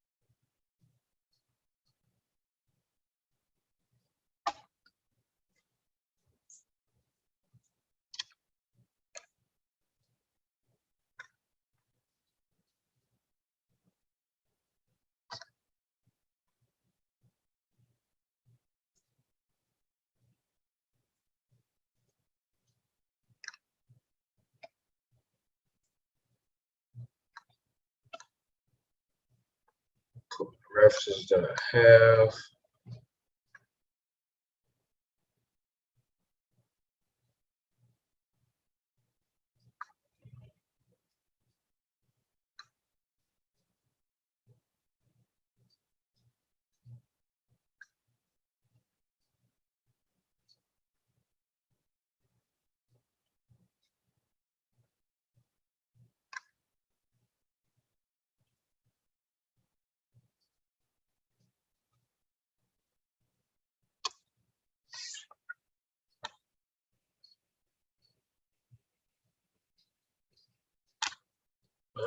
think I got that. Motherfucker down. Yeah, let's get a lot of shit to do. I'm gonna take a little break real quick. I gotta go bus a ride, shoot outside, come back.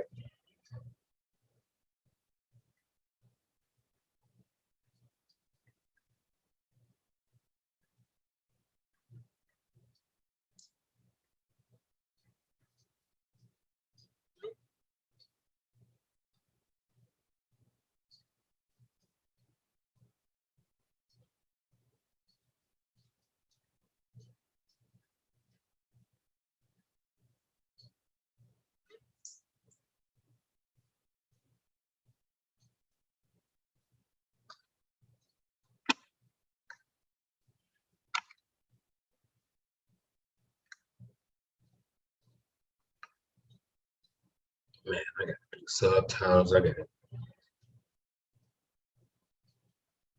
gotta do that shit. Let's get video. Okay, cool. Got the references in there.